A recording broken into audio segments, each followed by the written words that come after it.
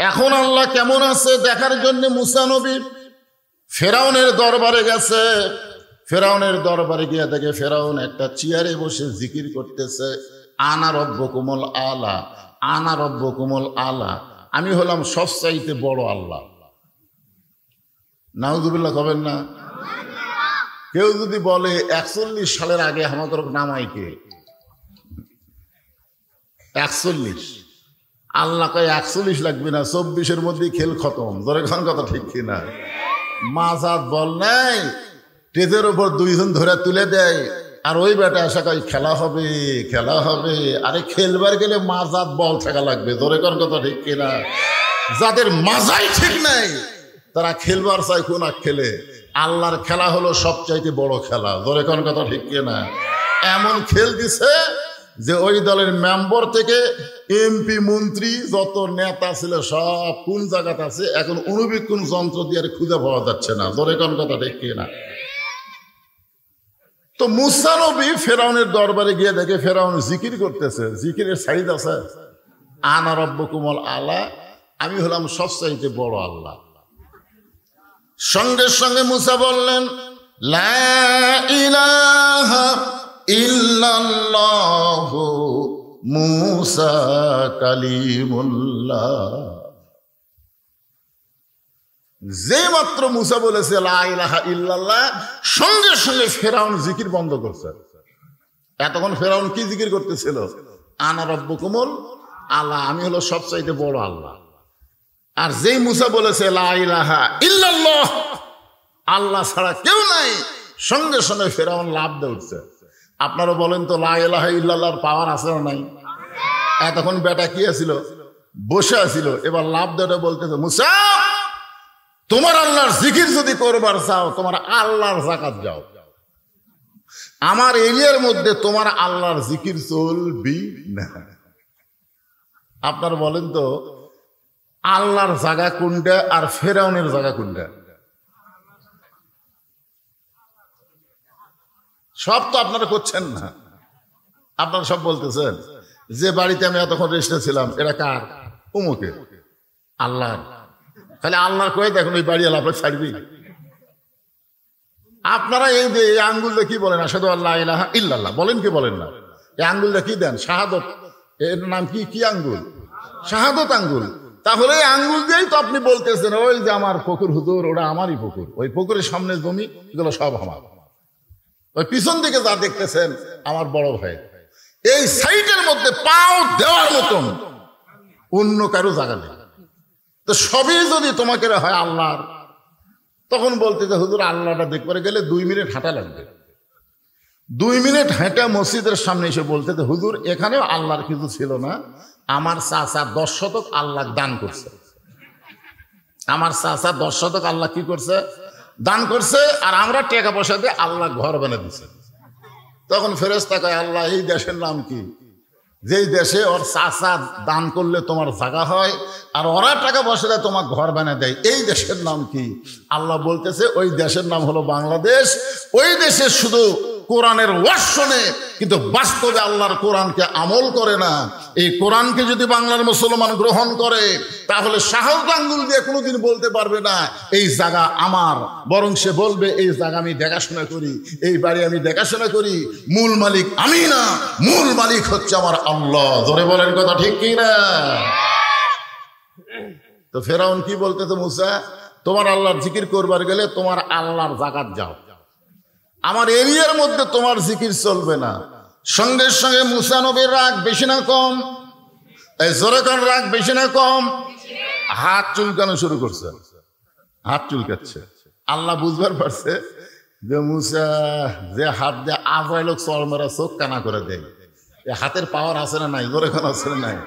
একদিন আজরাইল এসে মুসা নবীকে বলতেছে ও আল্লাহ নবী মুসা আপনার জান কবজ করবার চাই।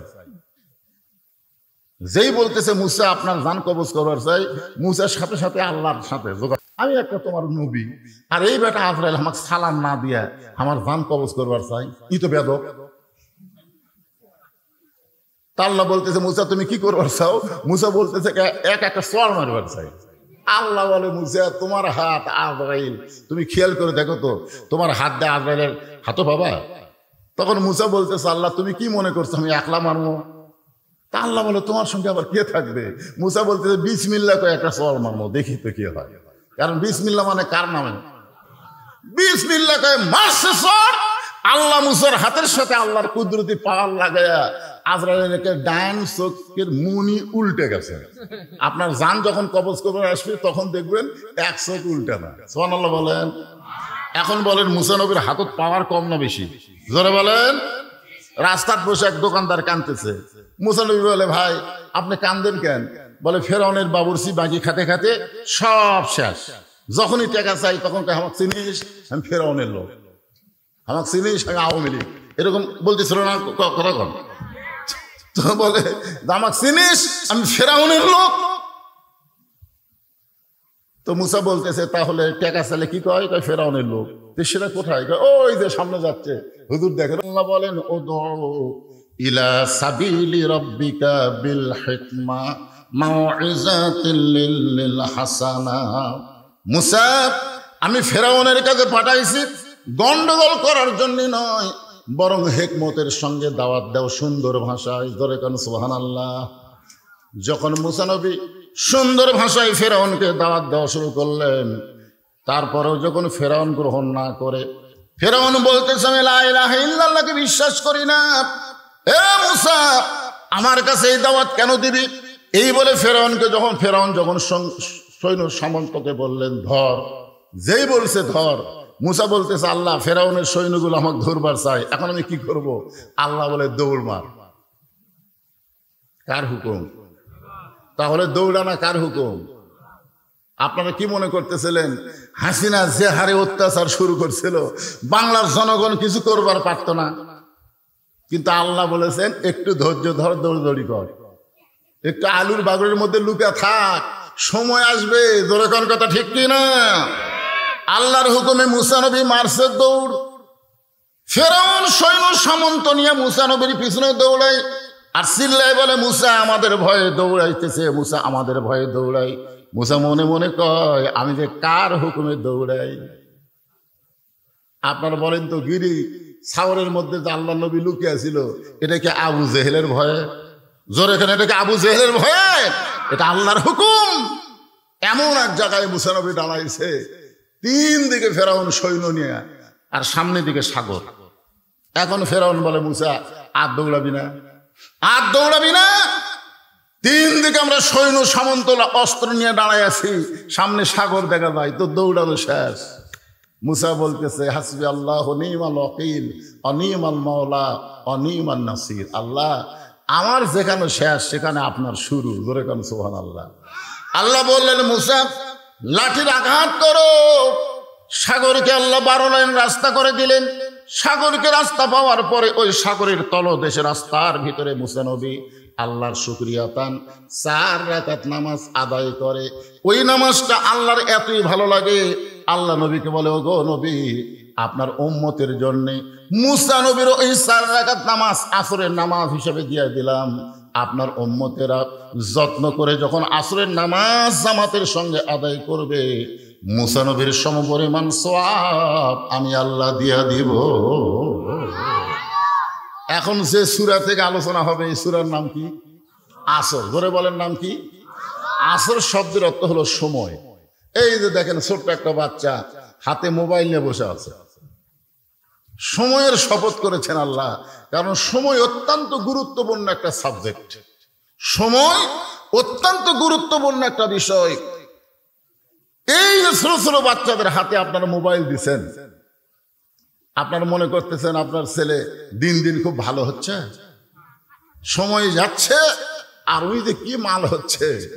এখন বুঝতে না পারলে কিছুদিন পরে চোখের পানি বের হবে, তখন আর কান্দা কোনো লাভ হবে না।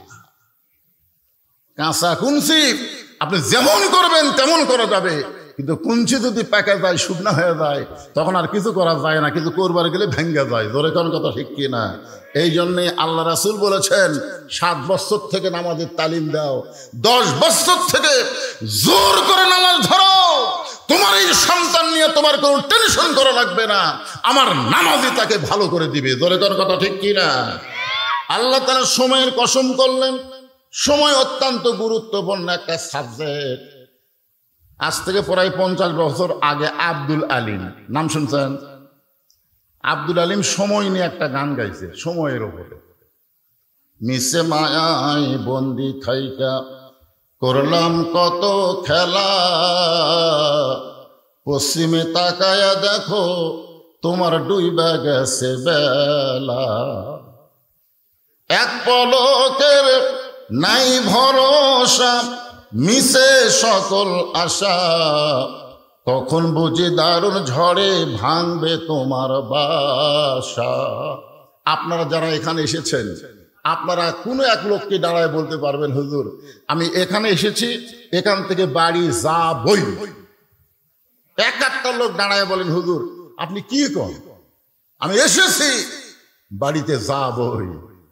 আল্লাহ বলতেছে না, তুমি বাড়িতে যাচ্ছ না, তুমি ঘোড়াধাপ বাজারে যাচ্ছ না, তুমি বগুড়া শহরে যাচ্ছ না, প্রত্যেক ধাপে ধাপে তোমার হায়াতকে অতিক্রম করে তুমি কবরের দিকে হাঁটতেছো। জোরে বলেন কথা ঠিক কিনা? সময় যেই মাগরিবের নামাজ চলে গেছে, যে শান নামাজ চলে গেছে, যতই কান্দেন ওই সময় আর ফেরত আসবে না। জোরে বলেন কথা ঠিক কিনা? প্রতিটা মুহূর্তে মুহূর্তে সময় আমাদের কাছ থেকে বিদায় হয়ে চলে যাচ্ছে। এই জন্য আল্লাহ তাআলা সময়ের শপথ করে বললেন, ইন্নাল ইনসানা লাফি খুসর, নিশ্চয়ই মানুষগুলো ক্ষতির ভিতরে। খুব খেয়াল করবেন।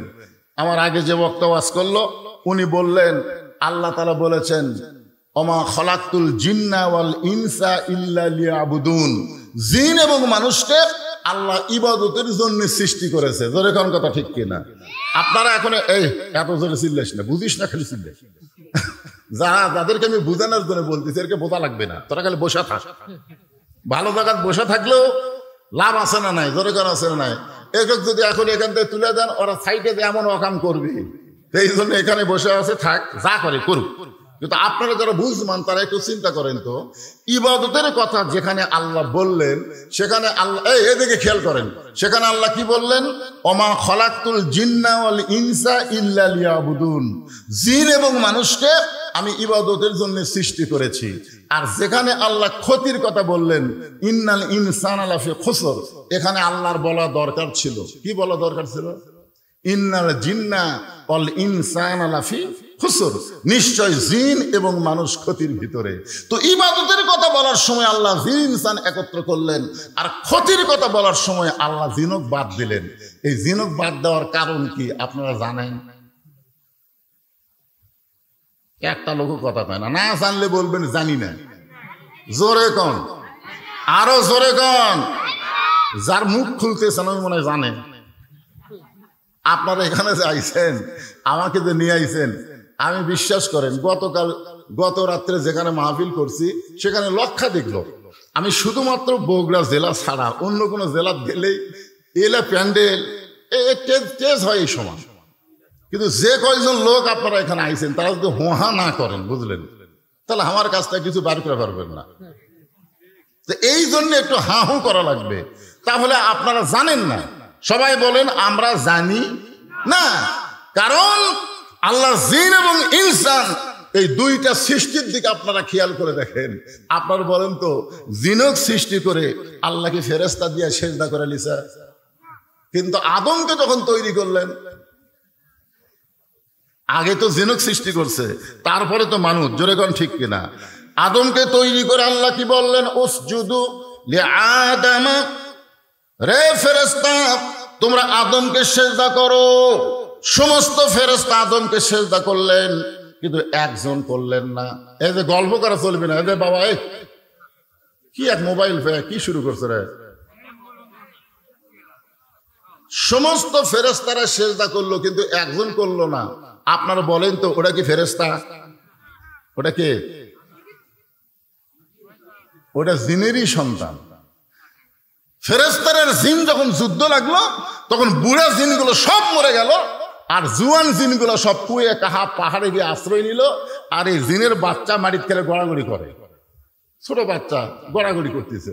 তখন ফেরেশতা আল্লাহ আছাড় মারা মারবো নাকি? আল্লাহ তখন বললেন, কুল্লু মাউলুদুন ইউলিদু আলাল ফিতরা, এ এখনো পাপ করার বয়সে হয়নি, ছোট, এক মারবা কেন? তো বলে এর তো সবাই দৌড় মারছে, বুড়ারা মরিছে, জুয়ানগুলা সব পাহাড়ের গুহার মধ্যে আশ্রয় নিছে, তাহলে এই ছোটটা কি করব? আল্লাহ বললেন একে তোমাদের কাছে নিয়ে আসো। তখন ওই ছোট জিনের বাচ্চাকে ফেরেশতারা তাদের কাছে নিয়ে আসলো, আস্তে আস্তে বড় হলো।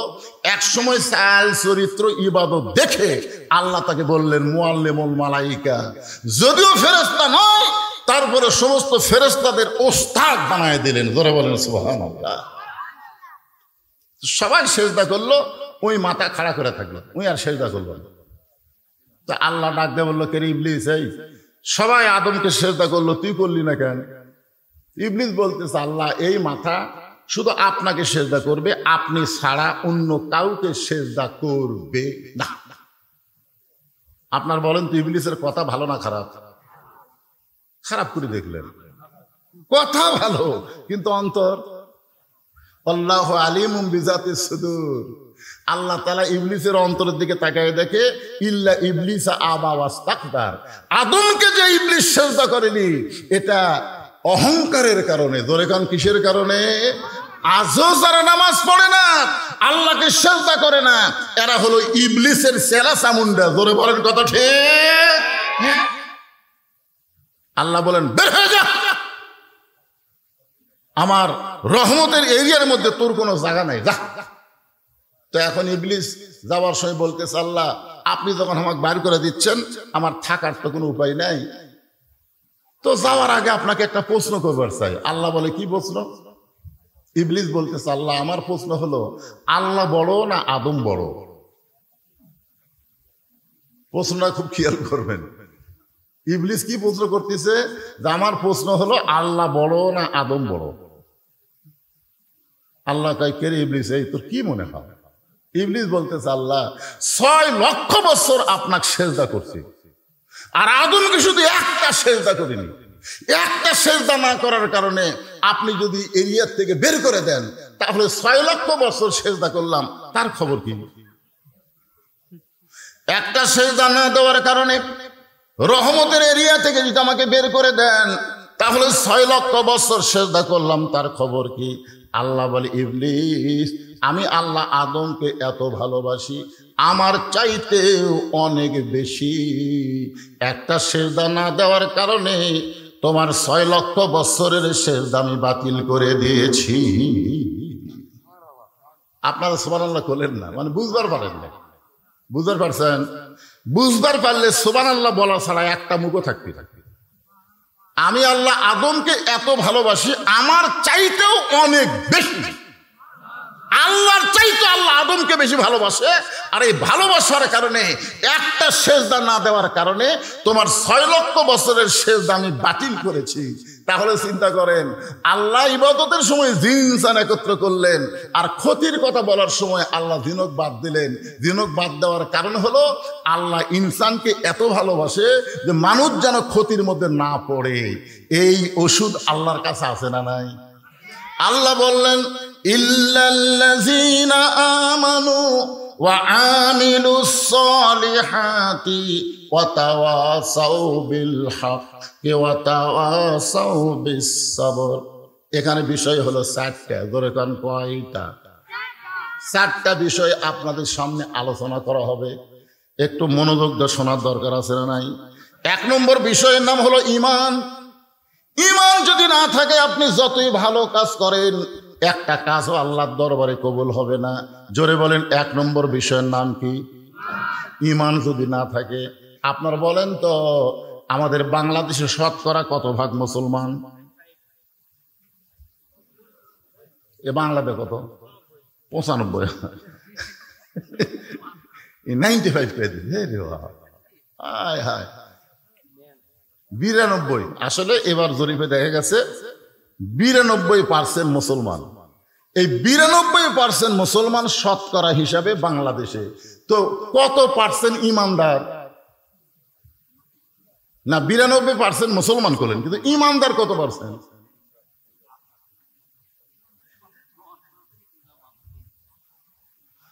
এখন একটা হাদিস আপনাদের বলি, দেখেন তো এই হাদিসটা অনুসারে আপনাদের তেলধাপের মসজিদের খবর কি? আল্লাহ রাসূল বলেছেন, লা সালাতা লা ঈমানা, যার নামাজ নাই তার ঈমান নাই। এই তেলধাপ মসজিদের মুয়াজ্জিন সাহেব আছে, কুটি আছে? আচ্ছা যাই হোক, ঠিক আছে, উনি খবর ভালো দিবার পারবে যে ফজরের আসসালাতু খায়রুম মিনান নাম শোনার পরে কি রকম মুসল্লি হয়। কারণ 5 ওয়াক্ত নামাজের মধ্যে ফজরের নামাজ কেউ যদি মসজিদে জামাতে না পড়ে, আল্লাহ রাসূল বলেন সে নামাজ বাড়ি পড়লেও মুনাফিক। ধরে কোন কথা ঠিক কিনা? ওই নামাজ যদি বাড়িতে পড়ে তো ওই মুনাফিক হবে। এত গুরুত্বপূর্ণ নামাজ হলো ফজরের নামাজ। এখন চিন্তা করেন, আমরা ইমানদার কয়জন? আমরা নামাজ ভঙ্গের কারণ জানি, আমরা ওযু ভঙ্গের কারণ জানি, আমরা কিন্তু রোজা ভঙ্গের কারণ জানি, কিন্তু ঈমান ভঙ্গের কারণ আমরা জানি? আর কথা কয় না, জানেন না?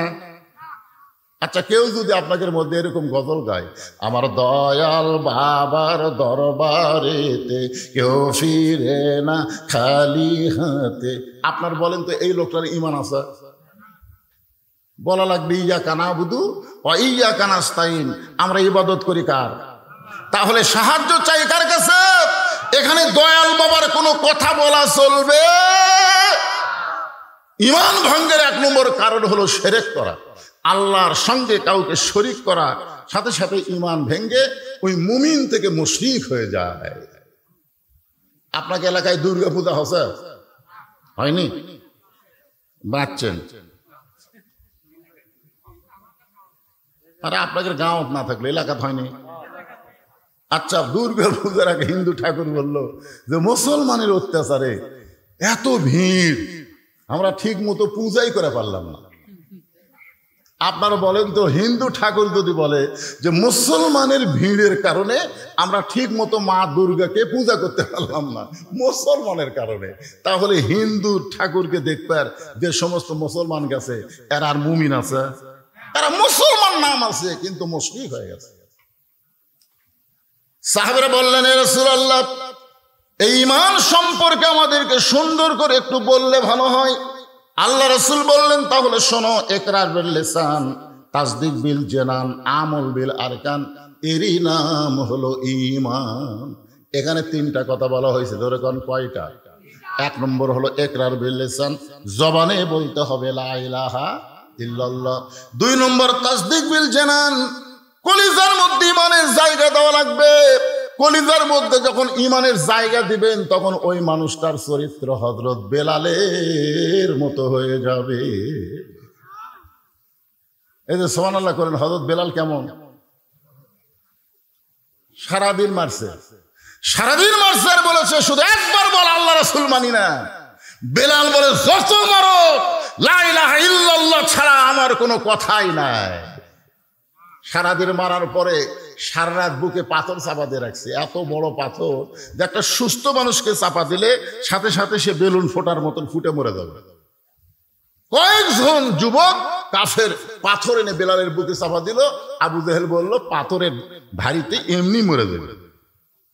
সবাই যখন পাথর চাপা দিয়ে রাত্রেবেলা চলে গেল, এমন সময় বেলাল বলতেছে, আল্লাহ, তুমি আমার জাতির পিতা ইব্রাহিমের জন্য আগুনের চুলা যদি শান্তির বাগান বানানো পারো, তুমি যদি মুসা নবীর জন্য সাগরকে রাস্তা বানানো পারো, তাহলে তুমি তো সে আল্লাহ আছো, তুমি কি আমার বুকের পাথর তুলার মতন পাতলা করে দিবার পারবা না? যখন আল্লাহ পারবে কি পারবে না? পারবে না। বেলালের ঈমানের কাছে পাথর আল্লাহ তুলা বানায় দিচ্ছে। সকালবেলা কাফেরেরা বেলালের লাশ নিতে এসে দেখে বেলালের নিঃশ্বাসে পাথর উঠতেছে আর ডাবতিছে, উঠতেছে আর ডাবতিছে। হায় হায়, আপনারা বলেন তো ইমানদারের পাওয়ার আছে না নাই? ইমানদারের নিঃশ্বাসের কারণে মনে মনে টনে টনে ওজনের পাথর উঠতেছে আর ডাবতেছে। একজন যুবক গিয়ে আবু জেহেলকে বলে, নেতাজি, যেই পাথর চাপা দিলেই বেলাল মরে যাবে, সেই পাথর নিঃশ্বাসের সঙ্গে উঠতেছে আর ডাবতেছে। আবু জেহেল আর বেলালের মনিব উমাইয়া 2 জন দৌড়ে এসে বেলালের মুখের মধ্যে হাতটা ঢুকায় জিহ্বাটা টেনে বের করে এই জিহ্বার মধ্যে পেরেক ঢুকায় দেয়, জিহ্বার মধ্যে পেরেক ঢুকায় দেয়। তারপরেও যেন বেলাল আল্লাহ বলতে না পারে। বেলাল আল্লাহ না বলতে পারলেও আহাত আহাত আহাত আহাত শব্দ উচ্চারণ করতেছে। সমস্ত কাফেররা হই হট্টগোল করে হাসতেছে।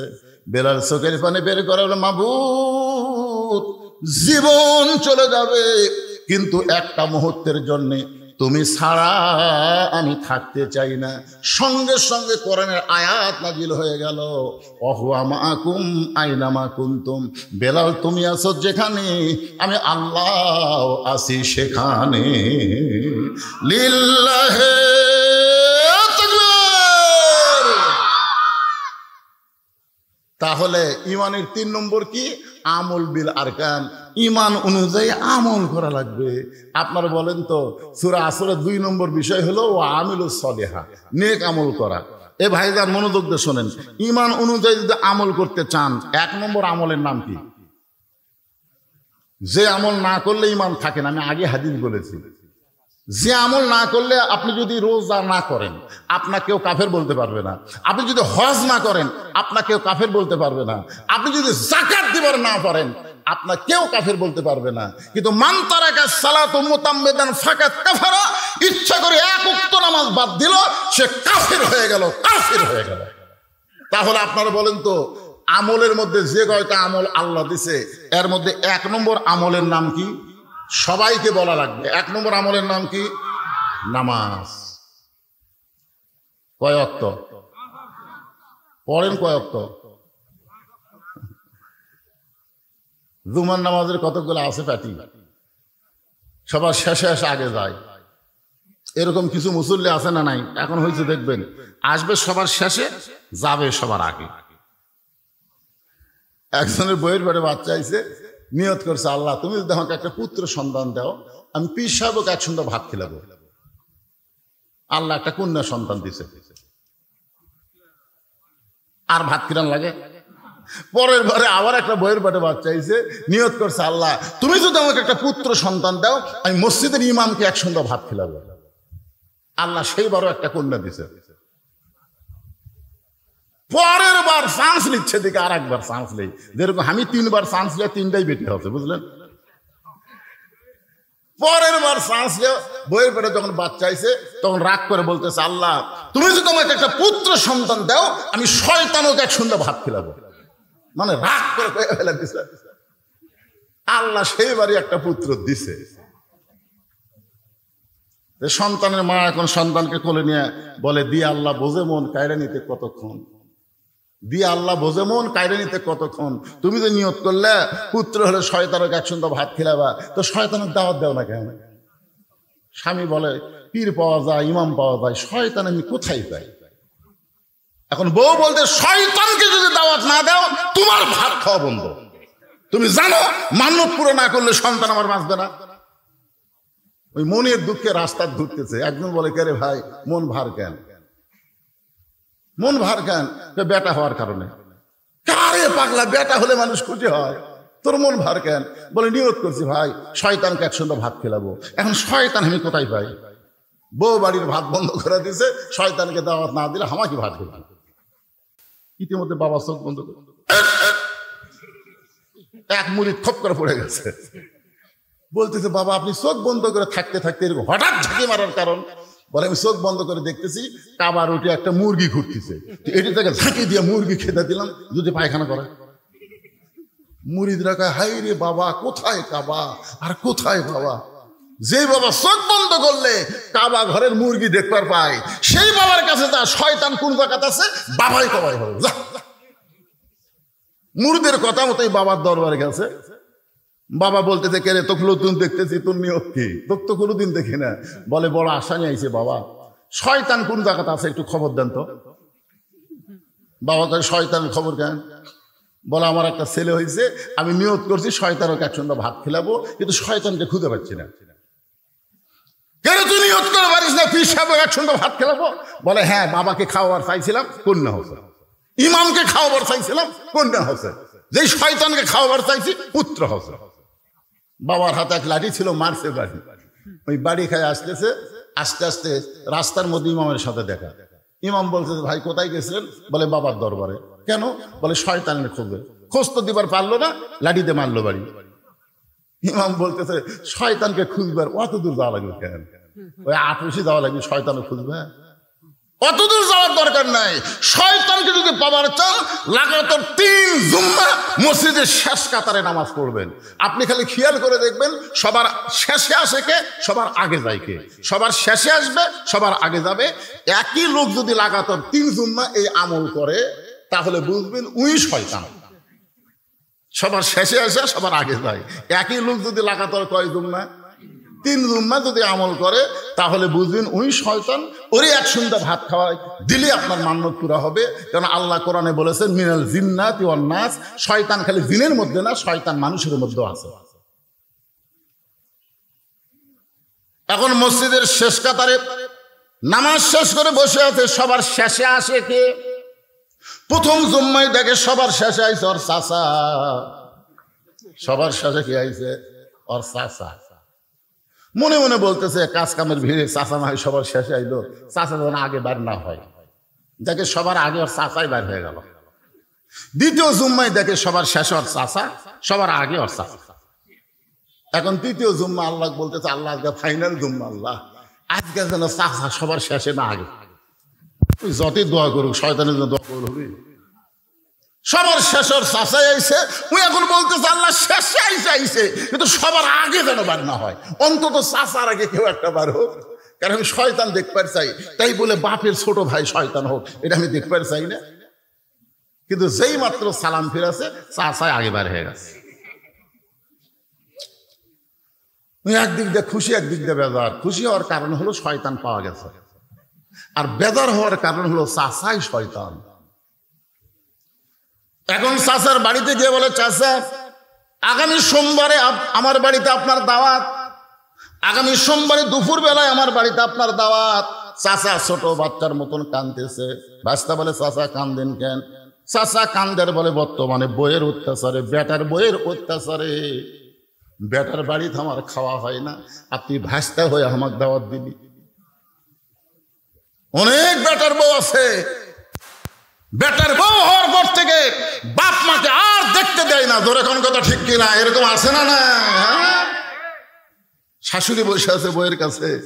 এখন জামাই বলতেছে আম্মা আমি ঘোড়া ডাব যাচ্ছি, আম্মা আপনি ডাব খাবেন না গ্লুকোজ খাবেন? ডাব খাবেন না গ্লুকোজ খাবেন? বউ বলতেছে আমার মাও দুটাই খায়, দুটাই খায়, ডাবও খায় গ্লুকোজও খায়।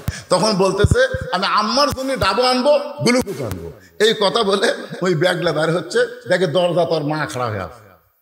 মায়ের দিকে তাকায় না, মাথা নিচু করে যাচ্ছে। মা বলতেছে বাবা গত সপ্তাহে 10 টাকার পান আনছিলি, পান ফুরে গেছে, আজকে যখন ঘোড়া ধাপ বাজারে যাচ্ছিস আমার জন্য 1 বিঘা পান আনিস। বলে এই জন্যই তো তাকাই না, খালি খাই খাই খালি খাই খাই। 10 টাকার পান দিয়ে 1 মাস চলান যায় না? নিজের মাকে বলতেছে খাই খাই, আর শাউরের জন্য ডাব আর গ্লুকোজ আনবার চাই। এরকম পাটা মার্কা বেটা আছে না নাই? জোরে করে আছে না নাই? এখন চাচা কান্দার বলে বর্তমানে বেটার বইয়ের অত্যাচারে বেটার বাড়িতে আমার খাওয়া হয় না, আপনি ভাস্তা হয়ে চাচার দাওয়াত দিলি। ভাস্তা মনে মনে কয় কি দেখে যে দাওয়াত দিছি আগে বলবো না, আগে কাম হয়ে যাক তারপরে বলবো। ধরে কোন ঠিক কি না? বাগান একটু মনোযোগ দেন। এইরকম জুমার নামাজ আদায় করে অনেক আল্লাহর বান্দা। আগামী সোমবারে চাচার ভাস্তার বাড়িতে চাচার দাওয়াত। আমি আপনাদের অবশ্যই বলবো খবরটা কি হয়। তার আগে যারা শুধু জুম্মার নামাজ পড়ে তাদের জন্য বলতেছি। একজন আমাকে বলতেছে হুজুর আমি 5 ওয়াক্ত পড়ি না, শুধু জুম্মার নামাজ পড়ি, আমি কি বেনামাজি?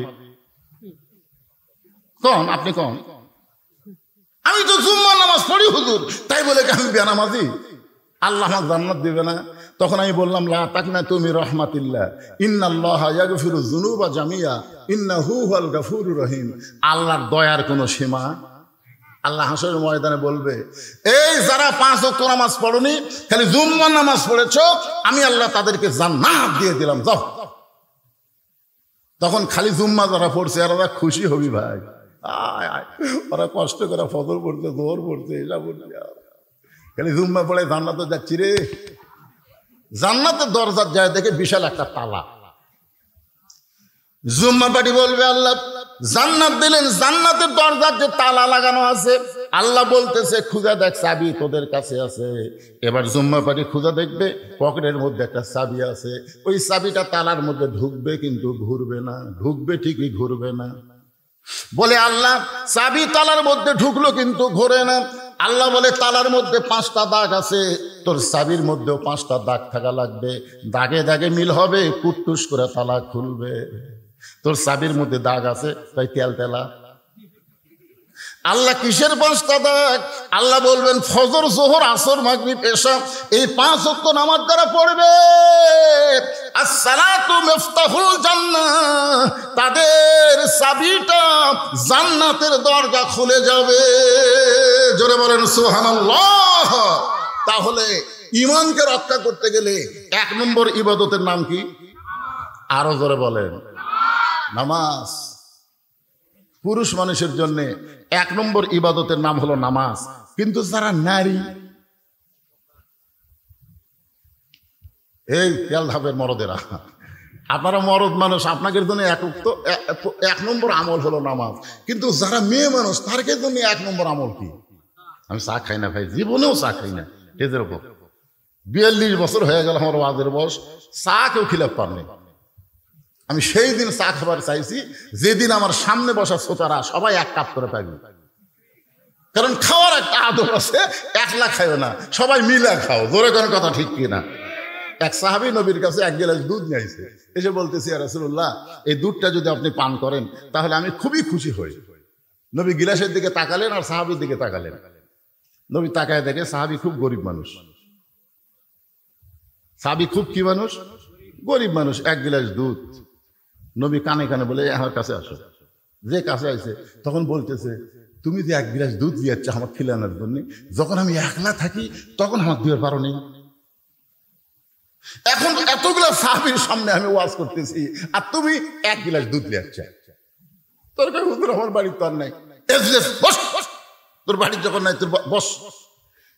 বসে আল্লাহ রাসূল বলতেছে, আবু বকর তোমার থেকে শুরু হবে, এই গিলাসটা নাও, তুমি পেট ভরে দুধ পান করে উমরকে দিবে, উমর পেট ভরে পান করে ওসমানকে দিও, ওসমান পেট ভরে পান করে আলীকে দিও। এইভাবে রাসূল বললেন যে সবাই পেট ভরে দুধ পান করে আরেকজনকে পার করে দিও।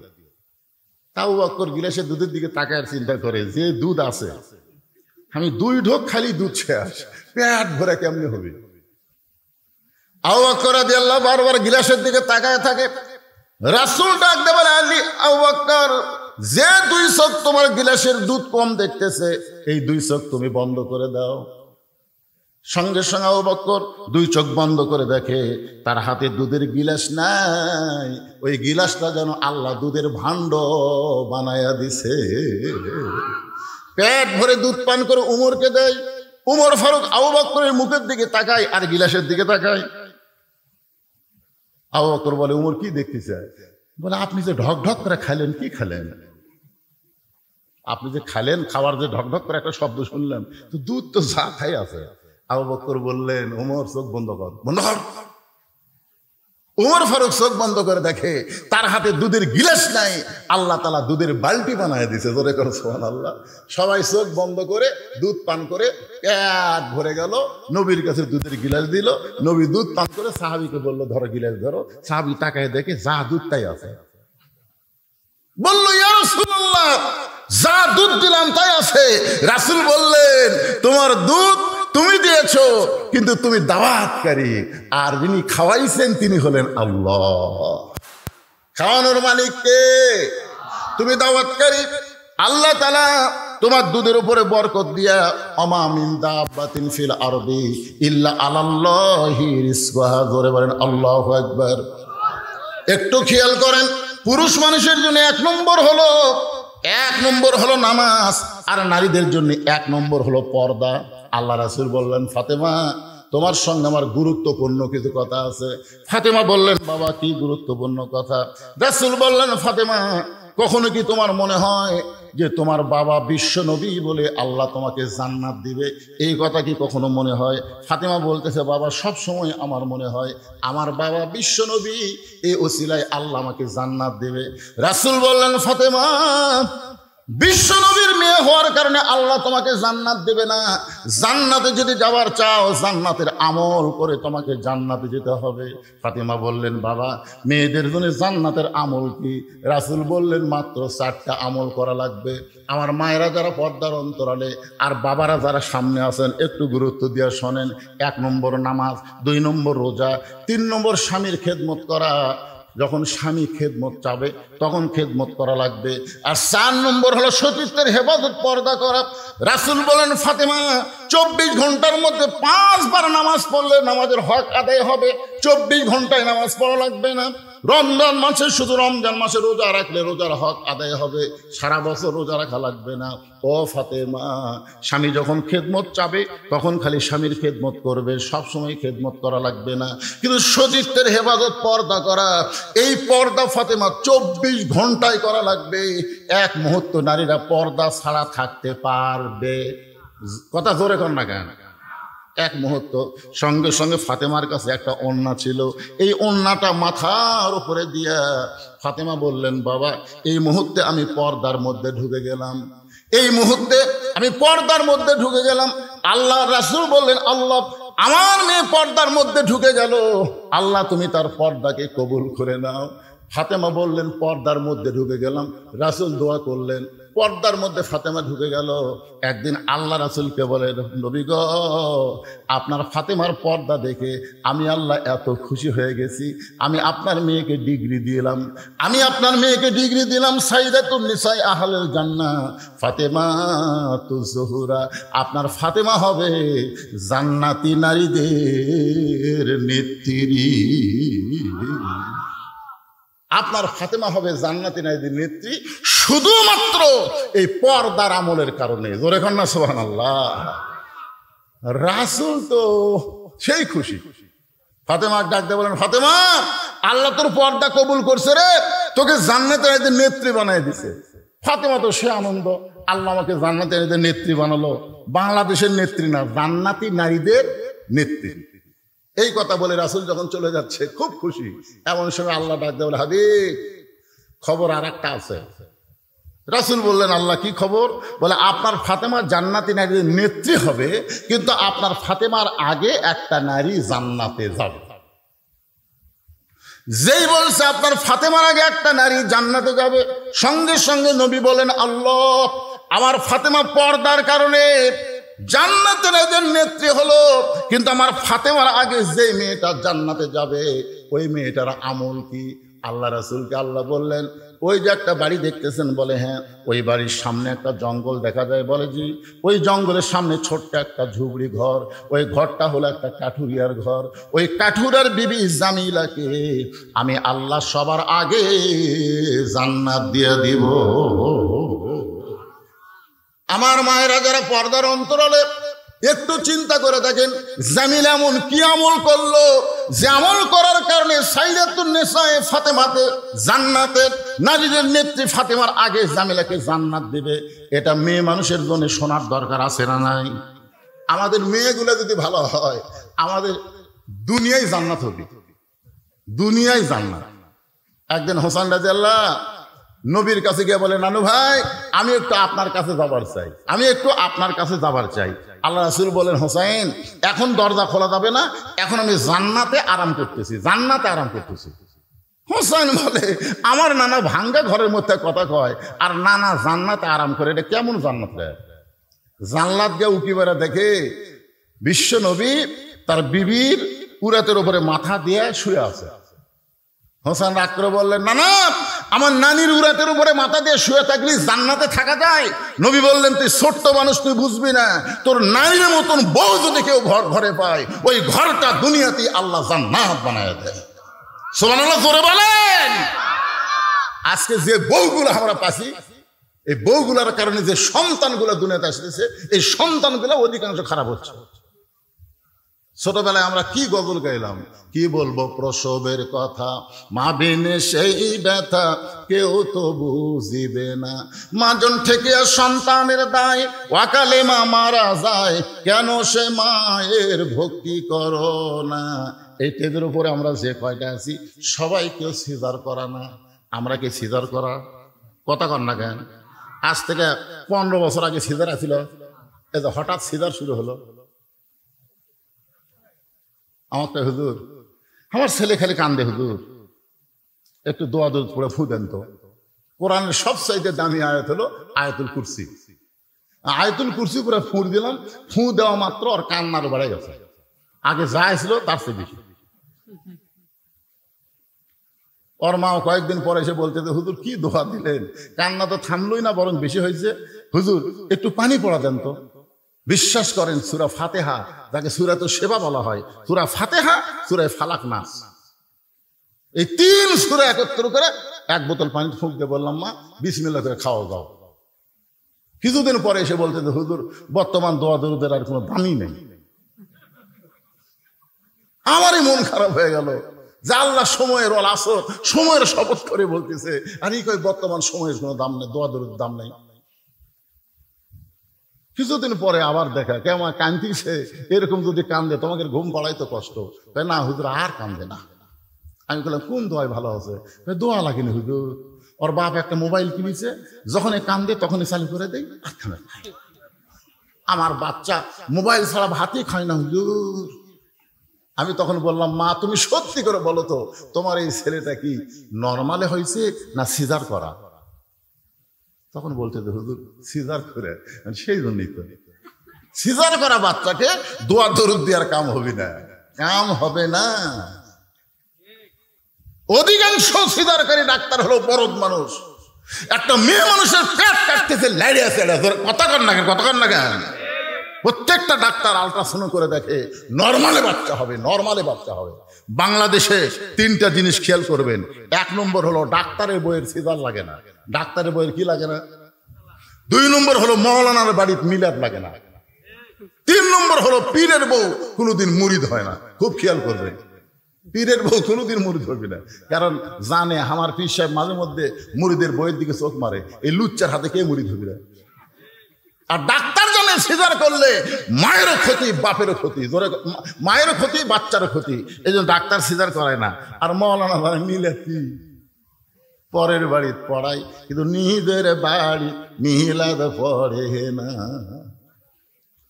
একটু মনোযোগ দিয়ে শুনবেন। সূরা আসরের 2 নম্বর বিষয় ওয়া আমিলুস সালিহাত।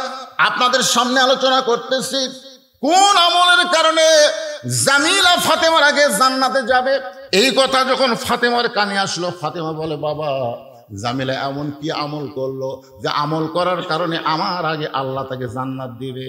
রাসূল বলে, ফাতেমা জানবার যদি চাও তাহলে তোমাকে তদন্ত করে জানতে হবে। শুধুমাত্র কোন আমলের কারণে জামিলা ফাতেমার আগে জান্নাতে যাবে এইটা জানার জন্য ফাতেমা তদন্তে বের হলেন। আসরের নামাজের পরে চুপি চুপি ফাতেমা জামিলার ঘরের দরজা গিয়ে বললেন, জামিলা আমি নবীর মেয়ে ফাতেমা, আমি তোমার সঙ্গে একটু দেখা করবার চাই, তুমি একটু দরজা খুলে দাও, আমি তোমার ঘরের ভিতরে ঢুকবো। জামিলা দরজায় কান্না শুরু করে দিলেন। ফাতেমা বলে, জামিলা কান্দো কেন? বলে, কান্দার কারণ হলো আমার সারা জীবনের সাধনা নবীর মেয়ে ফাতেমাকে আমি এক নজর দেখতে চাই। ফাতেমা বলতেছে, দরজা খুললেই দেখা হবে, তাহলে কান্দার কি দরকার? জামিলা বলতেছে, দরজা কেমনি খুলবো, আমার স্বামী বাড়িতে নাই, আর স্বামী কাঠ বিক্রি করতে গেছে বাজারে, স্বামীর হুকুম ছাড়া ফাতেমার জন্য দরজা খুলতে আমি জামিলা বড় ভয় পাই। যেই মাত্র কইছে স্বামীর হুকুম ছাড়া ফাতেমার জন্য দরজা খুলতে আমি জামিলা বড় ভয় পাই, ফাতেমা 2 ধাপ পিছনে আছে, 2 ধাপ পিছনে আছে। সর্বনাশ! একটা মেয়ে মানুষের জন্য আর একটা মেয়ে দরজা খুলবে, তাও আবার স্বামীর হুকুম লাগবে। এই মায়েরা মনোযোগ দিয়ে শোনেন।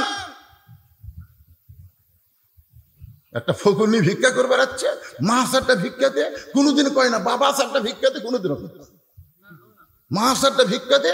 মা দরজা খুলে দিছে, ওই ঘরের মধ্যে যায়, বাড়ির মধ্যে যায়, দেখে মোটর সাইকেল কোন জায়গা তুলছে, কি কোন জায়গা তুলছে, এই শালা ফকুনি সব দেখছে, দেখে এসে চোরক তছে। মোটর সাইকেল ওই ধারত থাকে, ওই ধারত থাকে, পাওয়ার টিলা সব তছে। পর 2 দিন পর চুরি হয়ে গেছে। এখনকার অধিকাংশ চোরের সাথে ফকুনির লাইন আছে। কথা কন না কেন, কথা কন না কেন ভাই রে? নবীর শিক্ষা করো না ভিক্ষা, মেহনত করো সবে। সামান্য কিছু হলে কতকগুলো ফকুনি, স্বামী কয় তালাক দে মরক, তালাক দে, ভিক্ষা করে খামো, ধরে কোন কথা ভিক্ষা না। তালাক দিয়ে ভিক্ষা করে ফেলে। শুধুমাত্র অসহায় ছাড়া, অন্ধ ছাড়া, বৃদ্ধ ছাড়া, তাদেরকে ছাড়া অন্য কাউকে ভিক্ষা দেওয়া যাবে? কথা বলেন না কেন? ভিক্ষা দেওয়া যাবে? যাবে না। পাইকারি হারে সবাইকে ভিক্ষা দেওয়া যাবে না ভাইজান। একটু মনোযোগ দিয়ে কথাগুলো শুনতে হবে। আমি ওয়ামিলুস সালিহাত, তারপর আসতেছে ওয়াতাওয়াসাউ বিল হক ওয়াতাওয়াসাউ বিস সবর। আপনারা কি বিরক্ত হচ্ছেন? একটু মনোযোগ দিয়ে কথাগুলো শুনতে হবে। ফাতেমা 2 ধাপ পিছনে আইছে যে স্বামীর হুকুম ছাড়া আমার জন্য দরজা খোলে না, এর বাড়ির মধ্যে ঢোকাই লাগবে। এমন কি আমল করে যে আমল করার কারণে আমার আগে আল্লাহকে জান্নাত দেবে, এটা আমার জানাই লাগবে। ফাতেমার আকর্ষণ আরো বাইরে গেছে। জামিলা বলতেছে, ওগো নবীর মেয়ে ফাতেমা, আজকের মতো আপনি বাড়িতে যান, আগামীকাল যদি এই সময় আসেন, আসা মাত্রই দরজা খুলে দিব, কারণ রাত্রেবেলা স্বামীর কাছ থেকে আমি হুকুম নিব, স্বামীর কাছ থেকে হুকুম নিব, আগামীকাল আসা মাত্রই দরজা খুলে দিব। পরদিন ফাতেমা চুপি চুপি জামিলার বাড়ির দিকে যখন রওনা দেয়, ছোট্ট একটা বাচ্চা সামনে দাঁড়ায় বলে, মা, গতকাল বিকেলবেলা আপনাকে অনেক খুঁজেছি মা, কিন্তু আপনাকে খুঁজে পাই নাই। আজকেও চোরের মতন কোথায় যান, আমিও আপনার সঙ্গে যাবার চাই। ফাতেমা দেখলেন বাচ্চাটা হলো হোসাইন। হাসান হলে বুঝান যাইতো, কিন্তু হোসাইন বড় জেদি, বুঝালেও কাজ হবে না। ওই হোসাইনকে সঙ্গে করে জামিলার বাড়ির দরজায় যেই মাত্র গেছে, হোসাইন দরজার সামনে গিয়ে বলতেছে, মা, এই ভাঙ্গা দরজায় তুমি গতকালও আইছিলা, আজকেও কেন আসলা? এই বাড়িতে এমন কি আছে মা, যেই বাড়িতে আমার মাকে বারবার আসতে হয়? এই বাড়িতে এমন কি আছে? এমন সময় ফাতেমা দরজায় গিয়ে বললেন, জামিলা, তুমি কি দরজা খুলবা না?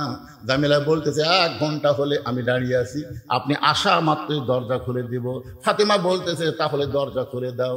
এবার জামিলা বলতেছে, কে যেন আপনাকে মা মা বলে চিৎকার করে ডাকলো। ওই বাচ্চাকে নিয়ে যদি আপনি ঢুকতে চান, তাহলে আজকের মতো আপনি ফেরত যান, কারণ আমার স্বামী শুধুমাত্র আপনার জন্য দরজা খোলার হুকুম দিয়েছে, আপনি বাচ্চাকে সঙ্গে করে আনবেন, এই হুকুম তো আমার স্বামী দেয় নাই। সঙ্গে সঙ্গে হোসেন রাগ করে বলে, মা, যেই মেয়েটা আমি থাকার কারণে তোমার জন্য দরজা খোলে না, এই মেয়েটা কোনোদিন ভালো মেয়ে হতে পারে না, অত্যন্ত খারাপ মেয়ে। সঙ্গে সঙ্গে ফাতেমা হোসেনকে বুকের মধ্যে নিয়ে কপালে একটা চুমু দিয়ে বলে, বাবা, তুমি যে মেয়েটাকে খারাপ বলতেছ, তোমার নানা বলেছে ওই মেয়েটা তোমার মায়ের আগে জান্নাতে যাবে। তুমি যে মেয়েটাকে খারাপ বলতেছো, তোমার নানা বলেছে ওই মেয়েটা তোমার মায়ের আগে জান্নাতে যাবে। সঙ্গে সঙ্গে হোসাইন মায়ের হাত ধরে বলতেছে, মা, তাহলে আসল জায়গায় চলো, এই নকল জায়গায় ঘুরে কোনো লাভ হবে না। ফাতেমা বলতেছে, আসল জায়গা কোনটা? হোসাইন বলে, তুমি চেনো না, আমি তোমাকে টেনে টেনে আসল জায়গায় নিয়ে যাব। আপনারা বলেন তো, গোটা পৃথিবীর মধ্যে আসল জায়গা কোনটা? জায়গা কোনটা সেটা আপনারা বোঝেন নাই, কিন্তু বহু বছর আগে আব্দুল আলিম গানের মধ্যে বলে দিয়েছে, মনে বড় আশা ছিল আমি যাব মদিনায়। সবাই বলেন, মনে বড় আশা ছিল আমি যাব মদিনায়। আচ্ছা, এই গান গাইলে গুনাহ হবে? এই গান প্রথম কে গাইছিল? আব্দুল আলিম 69 সালে দিনাজপুরে। দিনাজপুরের সমস্ত আলেমেরা ফতোয়া দিছে, আব্দুল আলিম আপনি মূর্খ, আপনি মূর্খ দেখে এই গান এভাবে গাচ্ছেন। আব্দুল আলিম বলতেছে, আমার মধ্যে মূর্খামির কি দেখলে? সমস্ত আলিম বলতেছে, আব্দুল আলিম গানটা যদি গাবার চাও তাহলে এভাবে গাও, মনে বড় আশা ছিল যাব মক্কা মদিনায়। তুমি মক্কারে বাদ দিয়ে শুধু মদিনায় যাওয়ার চাও, যেই মক্কায় 1 রাকাত নামাজ পড়লে 1 লক্ষ রাকাত নামাজের সওয়াব করে গান সুবহানাল্লাহ, সেই মক্কা বাদ দিয়ে তুমি মদিনায় যাওয়ার গান গাইতেছো। বরং তুমি বলো, মনে বড় আশা ছিল যাব মক্কা মদিনায়। আব্দুল আলিম তখন কোরআন থেকে একটা শিল্পী হয়েও কোরআন বোঝে, কোরআন থেকে তেলাওয়াত করলেন, কুল ইন কুনতুম তুহিব্বুনাল্লাহা ফাত্তাবিউনি ইউহিব্বুকুমুল্লাহ ওয়া ইয়াগফির লাকুম যুনুবাকুম ওয়াল্লাহু গফুরুর রহিম। আব্দুল আলিম বলল, রে আলিমেরা শোনো, ওই মদিনার মানুষটাকে যদি হাত করতে পারো, ওই মদিনার মানুষটার সুন্নত যদি আমল করো, ওই মদিনার মানুষটার আদর্শ যদি গ্রহণ করো, তাহলে শুধু মক্কা নয়, মক্কার মালিক পর্যন্ত রাজি হয়ে যায়। শুধু মক্কা নয়, মক্কার মালিক পর্যন্ত রাজি হয়ে যায়, তাহলে আসল জায়গা কোনটা, মক্কা না মদিনা? সবাইকে বলা লাগবে কোনটা, আরো জোরে। আচ্ছা, আপনাকে যদি সরকার একটা টিকিট দেয়, বলতেছে দুটো টিকিট আছে, একটা মক্কা যাওয়ার টিকিট, যারা মক্কায় যাবি তারা মদিনায় যাওয়ার পারবি না, আর একটা টিকিট হলো যারা মদিনায় যাবি তারা মক্কা যাওয়া পারবি না, আপনারা কোন টিকিট কাটবেন? কেন কাটবেন? কারণ মক্কা কি আছে? কথা কয় না। আল্লাহর ঘর। যেই দিন মক্কা বিজয় হলো, সাহাবেরা বললেন, ইয়া রাসূলুল্লাহ, মক্কা যখন বিজয় হলো, আজকে আমরা কাবা ঘর তাওয়াফ করব। আল্লাহ রাসূল বলেন, আমারও মন চাচ্ছে, চলো যাই। সমস্ত সাহাবী নিয়ে নবী মুআল্লিম হয়ে, শিক্ষক হয়ে সবার আগে আগে নবী যাচ্ছে, সাহাবেরা পিছনে পিছনে যাচ্ছে। রাসূল বললেন, 7 পাকে এক তাওয়াফ। কয় পাকে? কি হাজি সাহেব ঘুম ধরছে নাকি? 7 পাকে কয় তাওয়াফ? এক তাওয়াফ। তো এখন 7 পাক না দিলে কিন্তু তাওয়াফ হবে না। তো আল্লাহ রাসূল 4 পাক দেওয়ার পরই ব্রেক করলেন। তো নবী যখন ব্রেক করলেন, সাহাবীরাও ব্রেক। সাহাবীরা বললেন, ইয়া রাসূলুল্লাহ, ওমর ফারুক তো একটু সাহস বেশি, হুজুর 7 পাকে এক তাওয়াফ দেওয়া, তা আপনি 4 পাকে থামলেন কেন? আল্লাহ রাসূল বললেন, আমরা যে কাবাকে তাওয়াফ করতেছি, সে কাবার ঘরের খবর কি? দরজা যখন আসে তাহলে খবর নেওয়ারও ব্যবস্থা আছে, ধরে করে আসে না, কথা করে আসে না নাই? তো সাহাবীরা বললেন, ঠিকই তো তাই। আল্লাহ রাসূল কাবা ঘরের দরজা খুলে দেখে 360টা মূর্তি। ওমর ফারুক বললেন, এতদিন মদিনা থেকে এই কাবার দিকে মুখ করে নামাজ পড়ছি, যে কাবার মধ্যে 360টা মূর্তি। আল্লাহ রাসূল বলে, ওমর তুমি কি বলতে চাও? ওমর বলতেছে, আল্লাহর ঘরের মধ্যে তারা মূর্তি ঢুকালো কেমনে? রাসূল বললেন, ওমর, কাবার কোনো পাওয়ার নাই। মসজিদের ইমাম যদি এশার নামাজ পড়ে তালা না দিয়ে বাড়ি যায়, আর ফজর আযান দিবার আসে তাকে মাইক নাই, আপনার বলেন দোষ কার হবে? এ কথা কয় না কেন? দোষ কার হবে? ঘর কার? তো আল্লাহর ঘর, আল্লাহ সাইজ করবি, মুয়াজ্জিনের উপর দায়িত্ব দেয়। কাবার কোনো দাম নাই যদি কাবার আশেপাশে মুসলমান না থাকে, ধরে কান ঠিক কিনা? মসজিদের কোনো দাম থাকবে না যদি মসজিদে মুসল্লি না যায়। আমি আক্কেলপুর ওয়াজ করতে যাওয়ার সময়, আসরের নামাজের সময় রাস্তার পাশে একটা মসজিদ, আসরের নামাজ পড়ার জন্য মসজিদে ঢুকলাম, গোটা মসজিদ টাইলস করা, সেই টাইলস 32x32, কিন্তু লোকদের দেখে ধুলে। আমি মুয়াজ্জিনকে বললাম, কে রে ভাই, ধুলে কেন? ঝাড় দাও না। তাই হুজুর আজান দিয়ে আকামত দেয়, কেউ আসে না, তো খামাকা ঝাড় দিয়ে কি হবে? এই দেখেন, আমি যেটি নামাজ পড়ি এটি পরিষ্কার, আমি নামাজ পড়ি গামছা দিয়ে বাড়ি মারি, আল্লাহু আকবার। তাই আপনি যখন আসছেন আপনার জন্য পরিষ্কার করে দিচ্ছে হুজুর। হ্যাঁ, তাহলে ঝাড় দাও না। না হুজুর, শুধু জুম্মার দিন ঝাড় দিই, শুধু নামাজের দিন ঝাড় দিই। আমাদের এলাকার লোকেরা মনে করে জুম্মার দিন হলো নামাজের দিন। মনে আছে চাচার কথা, মনে আছে না ভুলে গেছে? সব মনে তোবা। আগামী সোমবার ভাস্তার বাড়ি চাচার দাওয়াত, একটা খেলা হবে, ধরে কোন কি হবে? একটা খেলা। শুধু জুম্মার নামাজ পড়ে, 5 ওয়াক্ত পড়ে না। একটু মনোযোগ দেন। হুসাইন মায়ের হাত ধরে টেনে টেনে নিয়ে আইছে আল্লাহর নবীর কাছে। আল্লাহর নবীর কাছে এসেছে, ফাতেমা জোহাত করে বলতেছে, বাবা আমার কোনো দোষ নাই, আমি প্রথম দিন গেছি স্বামীর হুকুম নাই দেখে জামিলা দরজা খোলে নাই, আমি দ্বিতীয় দিন গেছি এই হুসাইন সঙ্গে থাকার কারণে দরজা খোলে নাই, আমি আরো 10 দিন যাব কোন আমলের কারণে, আমার আগে আল্লাহ জামিলাকে জান্নাত দিবে, আমি জানবই জানবো, কিন্তু এই হুসাইন আমার সর্বনাশ করছে। হাত ধরে আপনার কাছে নিয়ে আইছে। সঙ্গে সঙ্গে হুসাইন দৌড়ে গিয়ে নানার হাত ধরে বলে, না না, তোমার কাছে আমার প্রশ্ন হলো, তোমার মা বড় না আমার মা বড়? তুমি সত্যি করে বলো না, না তোমার মা বড় না আমার মা বড়? নবীর চোখে পানি আসে, কান্দার বলে, হোসাইন রে, আমার মা আমিনা জান্নাত পাবে কি পাবে না তার কোনো গ্যারান্টি নাই, আর তোর মা ফাতেমাকে আল্লাহ জান্নাতি নারীদের নেত্রী বানাইছে। হোসাইন বলতেছে, যদি তুমি এটা জানতে তাহলে সাধারণ একটা কাঠুরার বইয়ের দরজায় আমার মাকে যাবার বলতা না। এটা যদি তুমি জানতে না, না আমার মাকে কাঠুরার বইয়ের দরজায় তুমি পাঠাইতা না। কোন আমলের কারণে? ওই কাঠুরার খারাপ বউ। নবী কি বলেছে? ফাতেমা তোর আগে জান্নাতে যাবে। আর হোসেন বলতেছে ওই খারাপ বউ কোন আমলের কারণে আমার মায়ের আগে জান্নাতে যাবে, এটা না বলা পর্যন্ত আমি তোমার হাত ছাড়তেছি না। এই বলে হাত ইংরা জোরে চাপা ধরছে, বুঝলেন, এমন জোরে ধরছে। নবী ডাকতে বলে আলী রে। আলী দৌড়ে এসে বলে লব্বাইক ইয়া রাসূলুল্লাহ। রাসূল বলে আলী তোর বেটা হোসেন যে হারে আমার হাত চাপায় ধরছে। আলী বলতে হোসেন নানার হাত ছেড়ে দাও, নানার হাত ছেড়ে দাও, তোমার নানা হলো বিশ্ব নবী, হাত ছেড়ে দাও।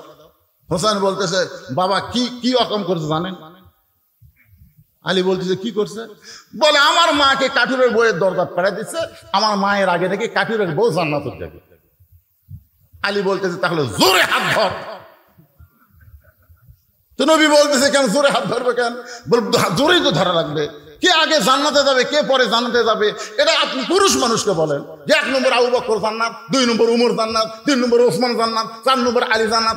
একটা মরদ মানুষ মন খারাপ করবি না। মরদ মানুষের নিয়ত হলো জান্নাত পালি হলো, জোরে কোন কথা ঠিক কিনা? কিন্তু আপনি মেয়ে মানুষকে গোল করে গেছেন কেন? কারণ মেয়ে মানুষের মনের মধ্যে হিংসা কম না বেশি? কথা কর না কেন? আমি খেলাম আমার বইয়ের হিংসা দেখার জন্য একদিন একটা বুদ্ধি করে বললাম আমি যদি জান্নাতে যাই আল্লাহ আমাকে বেহেশতে হুর দিবি। আমার বউ বলতেছে হুর কি গো? হুর হলো সুন্দরী। এই সুন্দরী চোখের কথা বলতেছে, হুরের চোখের সাইজ কেমন হবে, নাকের সাইজ কেমন হবে, এই দুটা বলতে বলতেই দেখি বালুস বগলের তলে নিয়ে ঘরের থেকে বাইরে হয়ে যাচ্ছে। আমি বললাম কোথায় যাচ্ছে? বলে হুর নিয়ে থাকো, আমার কি দরকার, তুমি হুর নিয়ে থাকো।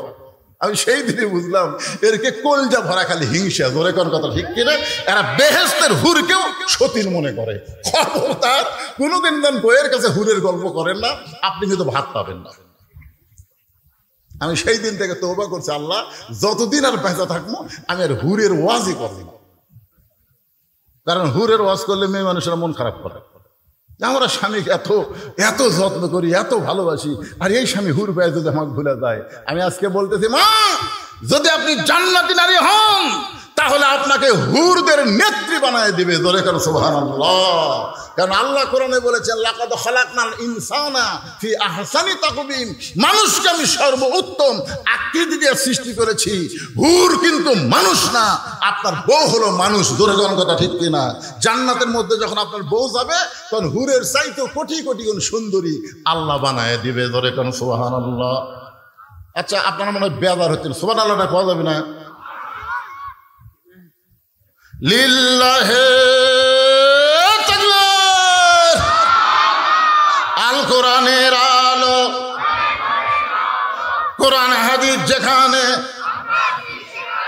দুনিয়ার মুসলমান। এটা এই জন্য দিলাম যে এখন 11:30 বাজতেছে, আপনাকে এই তাকবীরের কারণে একটু ঘুমটুম ক্লান্তি দূর হবে। মানে তাকবীর এত একটা পাওয়ারফুল জিনিস, বুঝলেন? গুজরাটে যে মোদি, বর্তমান যে ভারতে মোদি নাই, উনি কিন্তু গুজরাট প্রদেশের একসময় মুখ্যমন্ত্রী ছিল। ওই সময় মুসলমান আর গুজরাটের হিন্দুরা একটা দাঙ্গা লাগছিল, আপনাদের মনে আছে কিনা? যারা শিক্ষিত লোক তারা জানবে। হাজার হাজার মুসলমানকে এই মোদি কষায় মারছিল।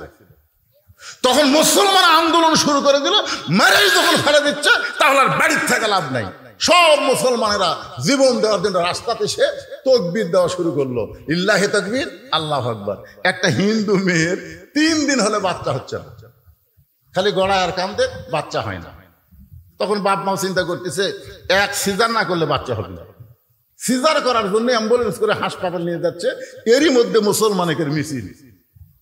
একজন মুসলমান যেই কইছে লিল্লাহি তাকবীর, সমস্ত মুসলমান আল্লাহু আকবার যখন কইছে, ওই যে অ্যাম্বুলেন্সের মধ্যে হিন্দু মেয়ে ছিল ওই এরকম ঝাঁকি দিছে, ওই তাকবীরের সুরে এরকম ঝাঁকি দিছে, চেল্লত করে বাচ্চা বের হয়ে গেছে। বাপ মা কয় কেরি 3 দিন হলে ভগবান ভগবান করে কান্দি, বাচ্চা হয় না। আর মুসলমানের তাকবীরে বাচ্চা বের হলো, তাহলে তো আমাদের ভগবানের কোনো দাম নাই। অ্যাম্বুলেন্স ঘুরে বাড়ি ফিরে গেছে। 2 মাস পর সাংবাদিক সম্মেলন করে গোটা পরিবারের সমস্ত হিন্দু ভগবানকে কবর দিয়ে আল্লাহকে বিশ্বাস করেছে, জোরে বলুন সুবহানাল্লাহ। শুধুমাত্র এই তাকবীরের কারণে, খালি তাকবীর। আপনারা বলেন তাকবীরের দাম আছে না নাই? তাকবীর দিলে সবচাইতে খুশি হয় কে? আরো জোরে। আর সবচাইতে বেজার হয় কে? শয়তান। আপনি সুবহানাল্লাহ বলেন, শয়তান আপনার কাছে থাকবে। আলহামদুলিল্লাহ পড়েন, শয়তান কাছে থাকবে। কিন্তু যেই আল্লাহু আকবার বলবেন, যত জোরে বলবেন ওই তত জোরে দৌড় মারবে। আল্লাহ রাসূল বলেছেন, জোরে তাকবীর দিলে শয়তান এত জোরে দৌড় দিবি আর পিছন দিকটা বাতাস বের হয়ে যাবে। জোরে কারণ কি বের হবে? বাতাস। আল্লাহ রাসূল বলেন, আলিফ নিষেধ করেছিলাম কিন্তু আজকে বলার হুকুম দিয়ে দিলাম। কোন আমলের কারণে? ওই কাঠুরেরও জামিলা ফাতেমার আগে জান্নাতে যাবে, এইটা আমি তোমাকে নিষেধ করেছিলাম, আজকে বলার হুকুম দিয়ে দিলাম। আলী বলতেছে, হুজুর আপনি কিন্তু নিষেধ করেছিলেন। রাসূল বলতেছে, আনা মাদিনাতুল ইলমে ওয়া আলিউ বাবুহা, আমি হচ্ছে এলেমের শহর আর তুমি হচ্ছে তার দরওয়াজা। এবার হযরত আলী বলতেছে, ফাতেমা কোন আমলের কারণে জামিলা তোমার আগে জান্নাতে যাবে, তুমি কি শুনবার চাও? ফাতেমা বলতেছে, শুনবার চাই মানে আমাকে জানতেই হবে। আলী বলতেছেন, তাহলে ধৈর্য ধারণ করো। একজন মেয়ের প্রশংসা আর একজন মেয়ের কাছে করা বড় কঠিন। একজন মেয়ের প্রশংসা আর একজন মেয়ের কাছে করা, এরকে কি হলো রে পুষ্কর, এত রাত্রে তোরা কুড়ি যাবো কত? এই 11:30 সময় এরাতে 2-3 জন একসাথে যাচ্ছে, একে নিয়ত কি? আরে ভাই খেয়াল করে দেখেন, আরে কার সন্তান? আপনি বাবা হিসেবে আফসোস করেন, রাত 11:30 সময় আপনার বাচ্চার কুড়ি যাবি? এরাই তো কিশোর গ্যাং হবি। জোরে কোন কথা ঠিক কিনা? এরাই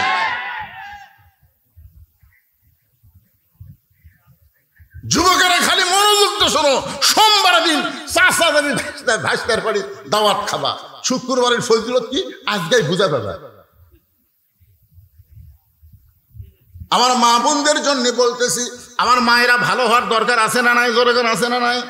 আলী বলতেছেন, ফাতেমা তোমার কি মনে আছে একদিন দুপুরবেলা তুমি কাঁদতে আমার সামনে?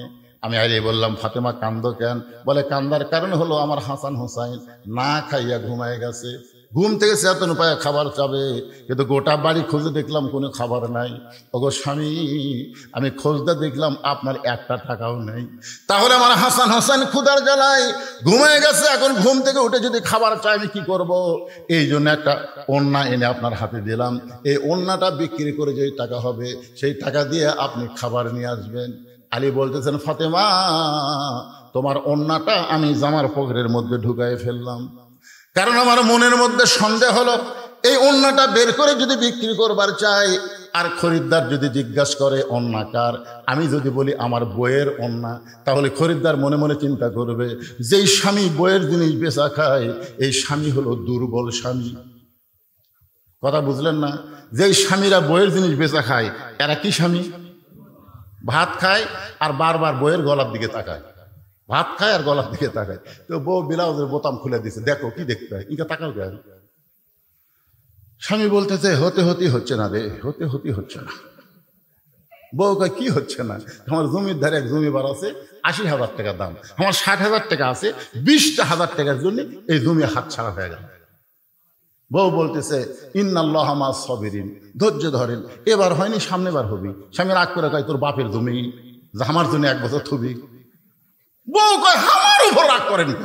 রাগ করি না রে, এই যে বিয়ের সময় তোর বাপ যে মালা দিছে, যেই মালা গলা দিয়ে আমার ভাত খাওয়াস, এই মালা খালি সোনার মালা, এর কোন সাইজ আছে?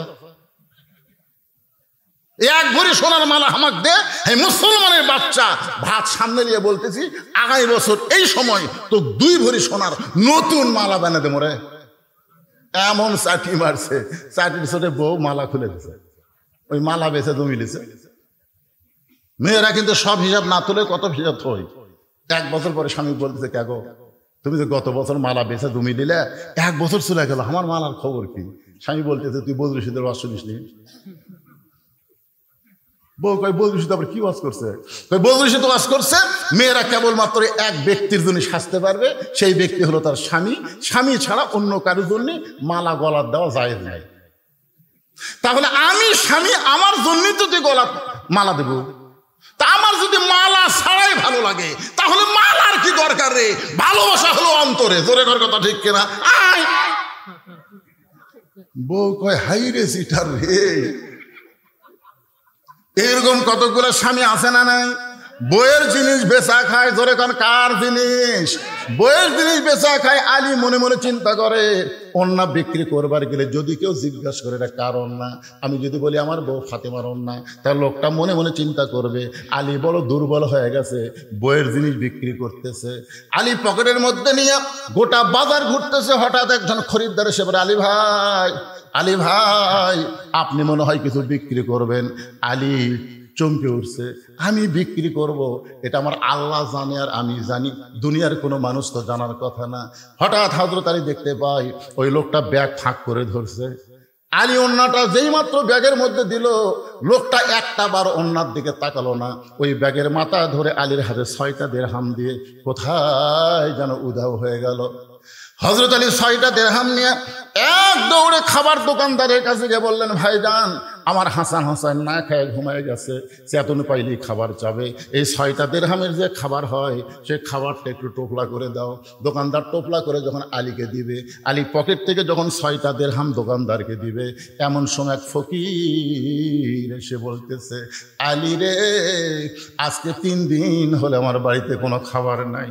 আলী, আজকে 3 দিন হলে আমার বাড়িতে কোনো খাবার নাই। আলী মনে মনে চিন্তা করে, আল্লাহ কোরআনে বলেছেন, আম্মা সাইলা ফালা তানহার, সাইলকারীকে খালি খালি ফেরত দেওয়া যাবে না। আমি কি করব? আমার 1টা দিরহাম ফকিরকে দান করব, আর 5টা দিরহাম নিয়ে হাসান হোসেনের খাবার নিয়ে যাব। এই মনে করে ফকিরকে যখন 1টা দিরহাম দান করতে চাই, এমন সময় আল্লাহর কোরআন বলতেছে, ওমা তুনফিকু মিন শাইইন ফি সাবিলিল্লাহি ওয়াফা ইলাইকুম ওয়া আনতুম লা তুজলামুন। আলী রে, তুই যদি ফকিরকে 1টা দিরহাম দিস, আমি আল্লাহ তোকে 10টা দিরহাম দেব। তুই যদি 2টা দিরহাম দিস, আমি আল্লাহ তোকে 20টা দিরহাম দেব। তুই যদি 6টা দিরহাম দান করিস রে আলী, আমি আল্লাহ তোকে 60 দিরহাম দিয়া দেব। জোরে সোরে বলেন সুবহানাল্লাহ। হযরত আলী 6টা দিরহাম ফকিরকে দান করে দেয়।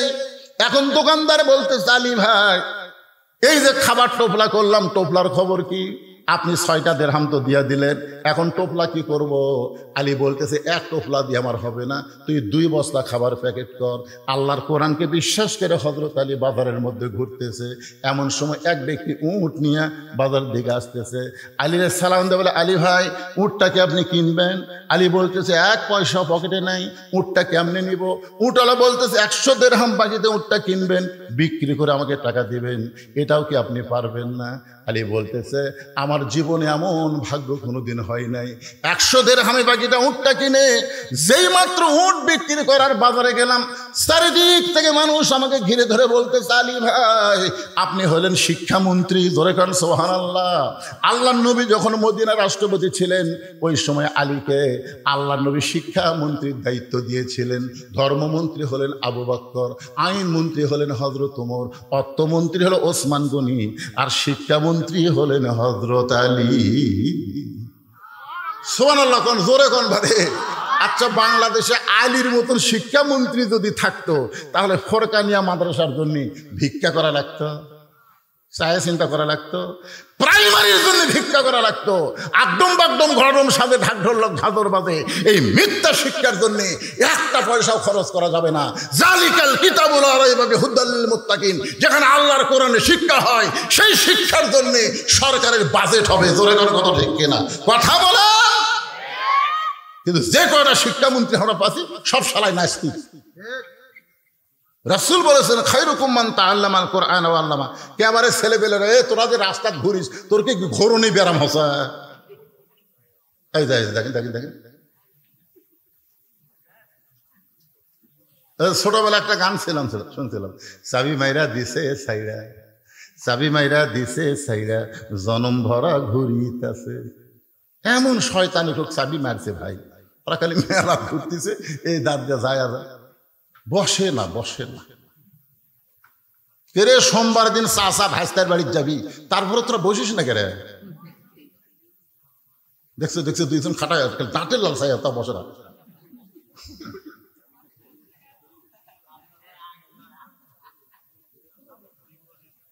আপনার কি রাগ করতেছেন ভাইজান? যে কয়েকজন লোক বসে কিভাবে শুনতেছে, আর ওরা পাগলা লাল ঘুরতেছে। এই বুড়া মানুষদের ভালো হওয়ার কোনো দরকার নাই, কারণ বুড়া মানুষ বুড়া বয়সে তওবা করতেছে। আল্লাহ আল্লাহ, মানে যতদিন ঘুষের চাকরি আছিল ততদিন তওবা করেনি, বুঝলেন? যেই চাকরি রিটায়ার হচ্ছে তখন তওবা করতেছে, আল্লাহ আমি আর জীবনে ঘুষ খাবো না, আল্লাহ আমি আর ঘুষ খাবো না। আপনার বলেন তা আল্লাহর দোয়া কবুল করবে? কেন কবুল করবি না? তুই যতদিন ঘুষ খাচ্ছু ততদিন তুই তওবা করিসনি, এখন আর তোর চাকরি নাই। এই বুড়াগুলা, এই ভাঙ্গাচোরাগুলা যতই কান্দুক আল্লাহ কবুল করবি না। এই জুয়ানগুলার দরকার আছে। জোরে কথা, ঠিক কথা কর না কেন ভাই যান? এই জন্যই ছেলেদেরকে বলতেছি ঘুরিস না, বস। তোর কে জন্য ভাস্তার বাড়ির চাষা যাবি আর তোরা বসিস না। যে কয়টা মেলা মূলে তাদের সবাই চলে আসো। অত্যন্ত গুরুত্বপূর্ণ বিষয় আমার মায়েরা বোনেরা, মনোযোগ দিয়ে শোনেন। হযরত আলী যখনই উটের বাজারে গেছে উট বিক্রি করতে, চারিদিক থেকে খরিদ্দার এসে বলতেছে, আপনি না শিক্ষামন্ত্রী, কবে থেকে এই ব্যবসা শুরু করলেন? একজন খরিদ্দার কানে কানে বলে, আলী ভাই বাজার খুবই খারাপ জিনিস, মসজিদ হলো ভালো জায়গা। আপনার বলেন তো মসজিদ ভালো না বাজার ভালো? আপনাকে কোন জায়গা ভালো লাগে? মসজিদ। 4 মিনিট আগে মসজিদে ঢুকলে 5 বার ঘড়ি দেখে, 4 মিনিট আগে মসজিদে ঢুকছে ওই 5 বার ঘড়ি দেখতেছে। মুই দেখতেছে পাশে কোন করতে, ভাই আর কয় মিনিটে? এখনো 3 মিনিট। আজ ঘড়ি লড়তেছে না রে, আজ ঘড়ি লড়তেছে না। আর ঘোড়া ধাপ বাজারের যে ঘন্টার পর ঘন্টা চাষ তলে বসে আছে, একবার ঘড়ি দেখে না। আল্লাহুম্মা আফতাহলি আবওয়াব রাহমাতিক, এই দোয়া পড়ে মসজিদ ঢোকা মানে আপনি ঢোকেন নাই, আল্লাহ আপনাকে রহমতের দরজা দিয়ে রহমতের সাগরে ঢুকাইছে। জোরে কোন কথা ঠিক না? হ্যাঁ, বাজার অত্যন্ত খারাপ জিনিস। আলী ভাই উটটার দাম কত নিবেন? আলী রাগ করে বলতেছে, আমি দাম চাবো না, তুমি যা মনে হয় একটা বলো। খরিদ্দার বলতেছে 160 দিরহাম দিলাম। হযরত আলী উটটা বিক্রি করে 100 দিরহাম উটওয়ালাকে দিয়া বাকি 60টা দিরহাম না দোকানে গেছে। দোকানদারকে বলতেছে, ভাই খবর কি? বলে আপনার কথা মতো 2 বস্তা খাবার প্যাকেট করেছি, দাম কত? বলে 60 দিরহাম দিলেই চলবে। হযরত আলী 60টা দিরহাম দিয়া 2 বস্তা 2 কান্দে নিয়া বাড়ির দিকে রওনা দিলেন। যেই মাত্র বাড়ির কাছে দরজাটা ভিড়ানো ছিল, কিন্তু আলী দরজার কাছে আসা মাত্রই দরজার খিল লেগে গেল। মানে ফাতেমা জানলা দিয়ে খালি দেখতেছে যে অন্যা বিক্রি করবার দিলাম, এত দেরি হয় গেল। কিছুক্ষণের মধ্যে তো হাসান হোসেন চেতন পাবি, আর চেতন পাই তো খাওয়ার জন্য কানবি। আমার স্বামীকে হাঁটুর যায়, কি হলো রে? এ জানলা দিয়ে দেখতেছে, দেখতে দেখতে দেখে 2 বস্তা। মনের মধ্যে সন্দেহ হয়েছে, অন্য বিক্রি করার টাকা দিয়ে বড় জোর 1 কবলা হবি, এই 2 বস্তা কোথায় পাবি? এই 2 বস্তা কান্দে দেখে খুশি না হয়ে রাগ করে দরজায় খিল লাগা দিস। আলী বলতেছে, ফাতেমা দরজা খোলো। ফাতেমা বলতেছে, 2 বস্তা কেমনে পাইলেন আগে সেটা বলেন। আলী বলতেছে, ফাতেমা দরজা খোলো। ফাতেমা বলতেছে, অন্না বিক্রি করার টাকা দিয়ে বড় জোর 1 টোপলা খাবার হবে, আপনি 2 বস্তা কোথায় পেলেন আগে সেটা বলেন। আলী বলতেছে, ফাতেমা দরজা খোলো। ফাতেমা বলতেছে, আগে বলেন 2 বস্তা কেমনে হলো? 10 বার। কয়বার? ফাতেমা 10 বার কইছে, আলীও 10 বার কইছে। ফাতেমা বলতেছে, 2 বস্তা কোথায় পাইলেন যতক্ষণ না বলবেন ততক্ষণ দরজা খুলবো না।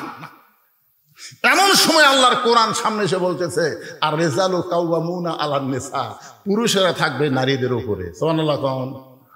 বহুদিন আমরা বাংলাদেশে নারীদের তলে ছিলাম, আগামী ইলেকশনে আর যেন নারীদের তলে না থাকা না লাগে, মরদ মানুষ যেন আমাকে নেতা হয়। জোরে কোন কথা, হে কথা বলে। আল্লাহর কোরআনে বলেছে, আর রিজালু কাওয়ামুনা আলান নিসা, পুরুষেরা উপরে থাকবে, নারীরা তলে থাকবে। ফাতেমা তুই দরজা খুলবো না, আর আমি তোকে আগেই কমো, আমি তো তলে থাকবো। রাগ করে 2 বস্তা কান্দে করে নবীর দরবারে গেছে। যেই মাত্র হযরত আলী নবীর দরবারে, এমন সময় নবী বসেছিলেন, নবী দাঁড়িয়ে গেলেন। নবী দৌড়ে এসে আলীকে সালাম দিলেন। সালাম দিয়ে আলীর কপালে একটা চুমা দিয়া কাঁধ থেকে 2 বস্তা নবী নামায় নিলেন। নবী 2 বস্তা আলীর কাঁধ থেকে নামায় নিলেন, কিন্তু আলীর মুখে কোনো হাসি নাই। রাসূল বললেন, আলী রে, আমি দৌড়ে এসে 2 বস্তা তোমার কাঁধ থেকে নামায় নিলাম, তোমার কপালে চুমা দিলাম, তোমার সালাম দিলাম, এরপরেও তোমার মুখটা ভার দেখতেছি, তোমার মুখে হাসি নাই কেন? আলী বলতে, হুজুর আপনি অত্যন্ত ভালো মানুষ, কিন্তু আপনার মেয়ে ভালো না। আপনি অত্যন্ত ভালো আসা মাত্র আপনি আমাকে সালাম দিয়া আমার কপালে চুমা দিয়ে আমার কাঁধ থেকে 2 বস্তা নেমে নিলেন, আর আমি ঘন্টার পর ঘন্টা দরজার ডাড়া ছিলাম, আপনার মেয়ে দরজা খোলে নাই। রাসূল বলে, আলী রে, ফাতেমা যদি দরজা খুলতো তুমি কি আমার কাছে আসতা? আলী বলতেছে, না হুজুর, ফাতেমা দরজা খুললে আমি আপনার কাছে আসতাম না।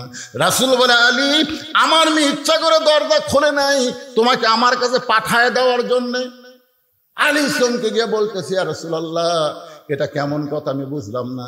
রাসূল বলে, আলী, তুমি কি বলতে পারো কোন খরিদ্দার তোমার কাছ থেকে অন্যায় কিনেছে? আলী, তুমি কি বলতে পারবে কোন ফকির তোমার কাছে ভিক্ষা চাইছে? আলী, তুমি কি বলতে পারবা কে তোমার কাছে উট বিক্রি করলো? ও আলী, তুমি কি বলতে পারবা কে তোমার কাছ থেকে উট কিনে নিয়ে গেল? আলী বলতেছে, আমি জানি না। রাসূল বললেন, এজলেস। এজলেস মানে কি? আমি নবী জানি, আল্লাহ আমাকে জানাইছে, আমি এখন তোমাকে জানাবো। আলী, তুমি কি জানতে চাও? আলী বলতে, দূর, জানতে চাই মানে? আমারও মনের মধ্যে এরকম হচ্ছে, কে অন্যা কিনলো রে? কোন ফকির আমার কাছ থেকে ভিক্ষা লেগে গেল? কে আমার কাছে উটটা কি বিক্রি করলো? আবার কে খরিদ্দারে উটটা কিনলো? এটা আমি জানবার চাই। রাসূল বললেন, তাহলে বসো। আলী জানবার চাই, আপনারা জানবার চান না? কারা কারা জানবার চান? দেখে আল্লাহ কি হাত দেখেন তো বাবা। এই যাই হাত তোলেনি, আল্লাহ তার হাতটা লীলা হয়ে যায়। আল্লাহ টান টান করে তোলেন তো, হাত নামান, হাত লিল্লাহে তাকবীর, হাত নামান, হাত। সবাই জানবার চান, সবাই এই নবীর এই ফোরকানিয়া মাদ্রাসাতে এখন কিছু দেওয়া লাগবে। যে 2টা হাত তুললেন, এই মাদ্রাসায় 50টা কোরআন শরীফ দেওয়া লাগবে। এক কোরআন শরীফ এরা কোন দিকে যাচ্ছে? আচ্ছা আচ্ছা, হ্যাঁ, শেষ করছি গুটি বারে 11:30 বাজছে, শেষ করছি গুটি। এটা মানুষ মারার কথা না, ভালো মানুষের কথা। চাচা ভাইস্তার বাড়ির যাবি, সেও আজ এখন আসি, ও আজ শেষ করছি আমি। এটা একটা মৌকা বুঝা যে এ আলী জানার জন্য বসে গেছে, আপনারাও জানবেন। এই নবীর মাদ্রাসা একটা কোরআন শরীফ বাবদ 500 টাকা, একটা 500 টাকা লোড দিবেন, একটা কোরআন শরীফ দান করার সওয়াব আল্লাহ আপনাকে দিবে। যাদের বাপ মা কবরে গেছে, আল্লাহ কবরে সওয়াব পৌঁছায় দিবে। এমন কোন আল্লাহর বান্দা আছেন যে হুজুর আমি একটা কোরআন শরীফ বাবদ আমি 500 টাকা দিব? এরকম কোন আল্লাহর বান্দা আছেন আপনাদের মধ্যে? দেখেন দেখেন, আল্লাহর বান্দার দিকে একটু তাকায় দেখেন। টাকা থাকলি এই টাকা কি বাবা লোক তুললে হবি না, লগত লগত পকরত নাই, সোনার সান আসে না, আসে না। মাশাআল্লাহ মাশাআল্লাহ, দেখেন তো কয়টা দেয়। আমি চাচ্ছি একটা দিয়ে দিল 2টা। ভিতরের গামছা আদাতে কয় টাকা হবে? কে বলো ভিতরে? এখনই ভিতর গামছা কিসের? যারা যাবি সেটা বাতাম চলে যাবে, অসুবিধা কি?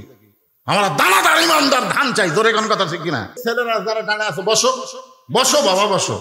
এই বাকি কথাগুলো শেষ করে দিয়ে তোমাদের সবাইকে নিয়ে মোনাজাত করব। এই তেল ধাপ বড় কষ্ট করে মেহনত করে আজকের জান্নাতের বাগান লাগাইছে। একটু আল্লাহর জিকির করেন, লা ইলাহা ইল্লাল্লাহ সুবহানাল্লাহ আলহামদুলিল্লাহ লা ইলাহা ইল্লাল্লাহ। আপনি যতই লুকা লুকা দেন, জনগণ কবি সভাপতি সাহেব কি দিল এটা বলবি না, এমন ভাবে দিচ্ছে আমি যেন না কই। আসলে অনেক সম্ভ্রান্ত ব্যক্তিরাই চায় দানটা যেন গোপন থাকে।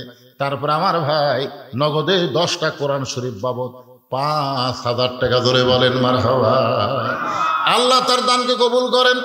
আল্লাহ দুনিয়াতেও সম্মান দিয়েছেন কোরআনের হাফেজ, আখিরাতে 6,666টা সিঁড়ি পাড়ি দিয়া জান্নাতের উচ্চ মাকামে আমার ভাইকে জায়গা করে দিক, জোরে কোন আমিন। সবাই বলে আল্লাহুম্মা আমিন। এখন চাচা সোমবারের দিন, জোরে বলেন কি বার? কেবল টান মারতেছে, আবার কি শুরু হলো? চাচা ভাতিজা এই ডেকোরেটর তুমি দিলে।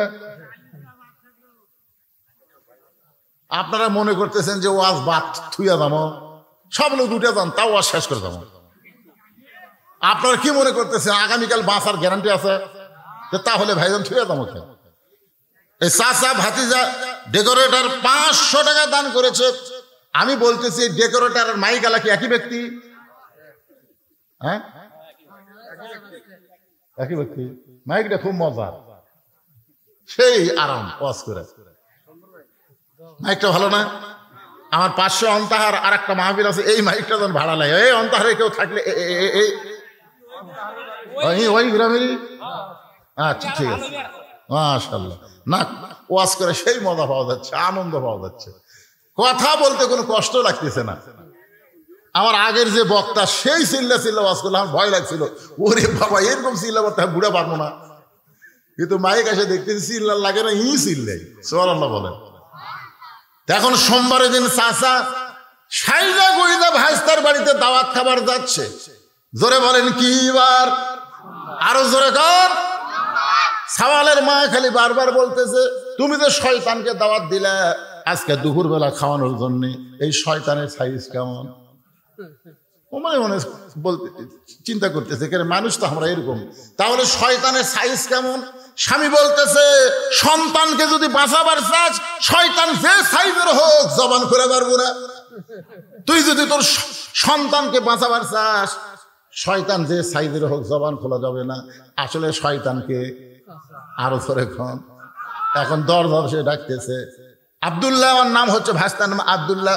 আব্দুল্লাহ, বউ দৌড়ে গিয়ে বলতেছে, তুমি না কইলা শয়তান আসবে, তোমার চাচা ডাকছে। স্বামী বলতেছে, মুখ খুললেই যদি না খাওয়া যায়, তোর সন্তান বাঁচানোর কোনো বুদ্ধি নাই। খাওয়া পর্যন্ত জবান খুলবো না, কোনো জবান খুলবো না।